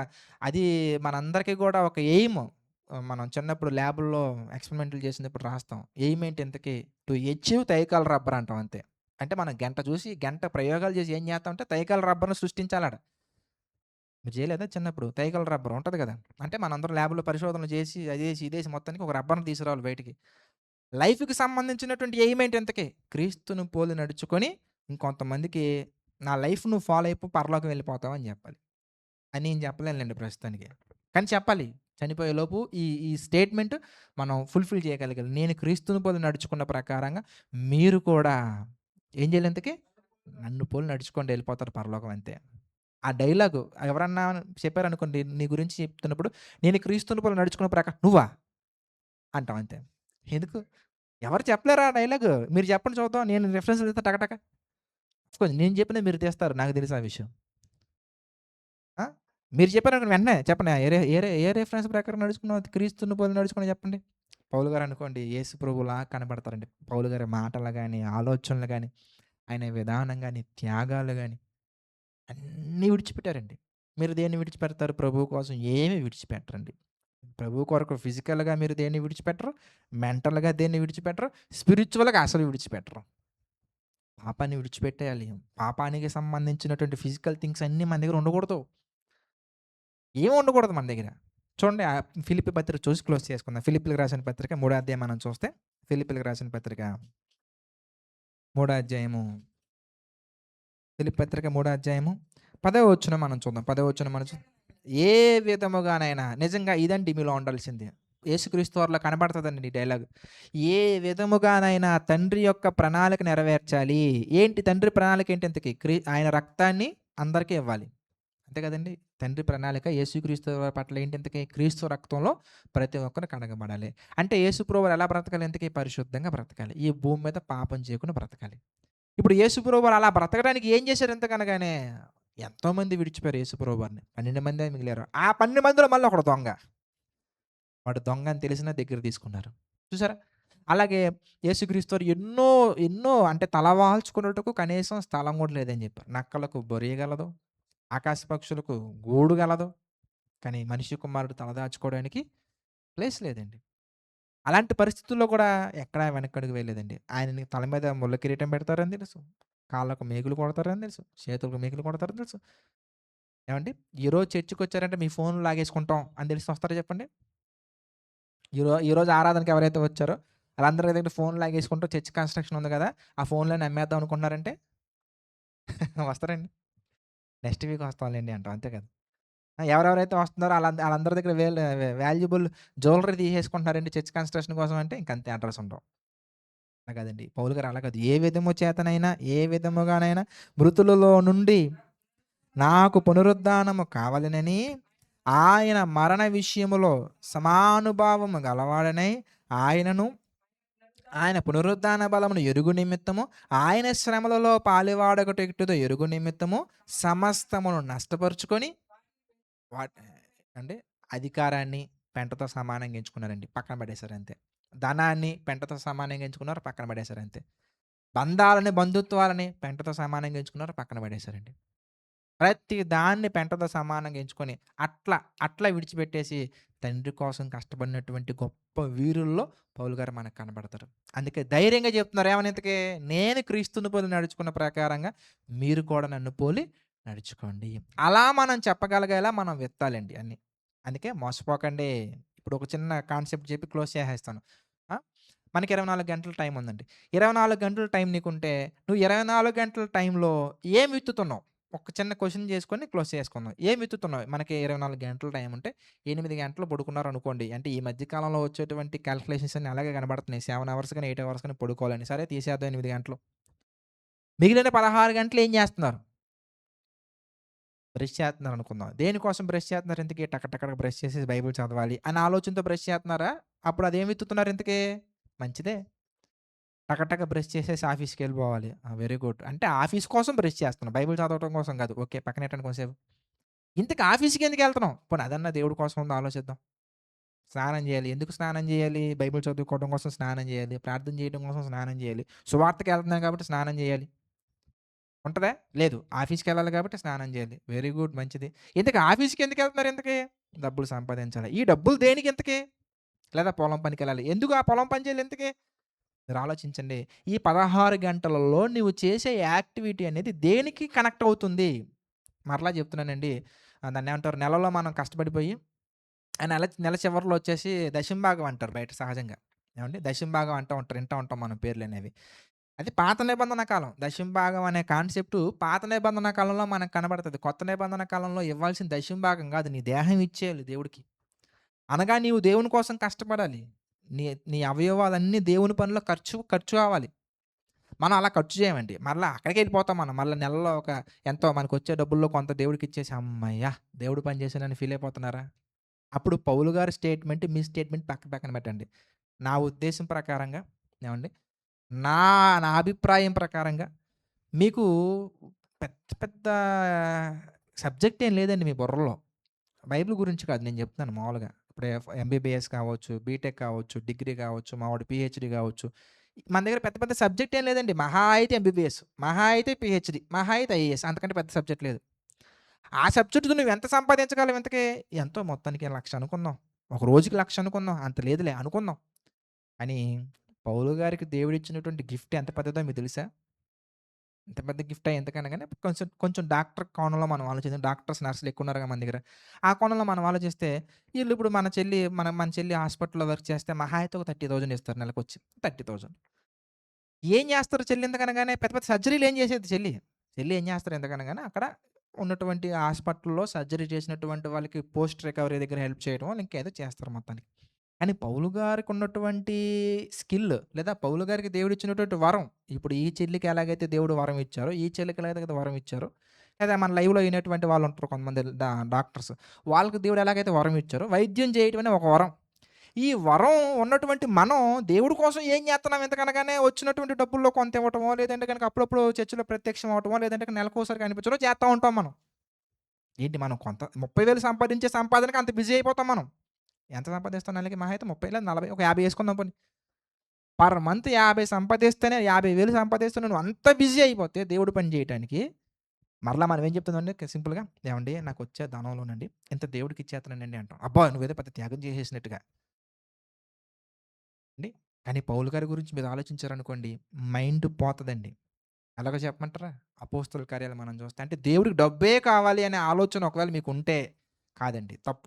ఆ అభిప్రాయం తప్పు. అపోస్తలుల కార్యాలు మనం చూస్తే 19 అధ్యాయం మనం చూద్దాం. 19 అధ్యాయం మనం చూస్తే 11వ వచనం మనం చూద్దాం. అపోస్తలుల కార్యాలు 19 అధ్యాయం 19 అధ్యాయం 11 వచనం. మరియు దేవుడు పౌలు చేత అబ్బా! విశేషమైన అద్భుతాలు చేశారండి. ఒకవేళ పొరపాటున పౌలు గారి శరీరానికి ఏదైనా ఒక క్లాత్ తగిలితే, తగిలినటువంటి చేతి గుడ్డలైనను, నడికట్లైనను రోగుల యొద్దకు తెచ్చినప్పుడు రోగముల వారిని విడిచిపోయినంటే ఈ పాటికి మీరు చెప్పండి పౌలు గారు కనుక బిజినెస్ చేయటం మొదలుపెడితే, నేటి కాలం క్రైస్తవులో ఉన్నటువంటి కొంతమంది సేవకులు ఉంటారండి. కచ్చీపులు అమ్ముతూ ఉంటారు. అదో మ్యానుఫ్యాక్చరింగ్ కంపెనీస్ అన్నీ పౌలు గారికి సంబంధించినయి అయిపోతాయి. అవునా కదా మీరు చెప్పండి.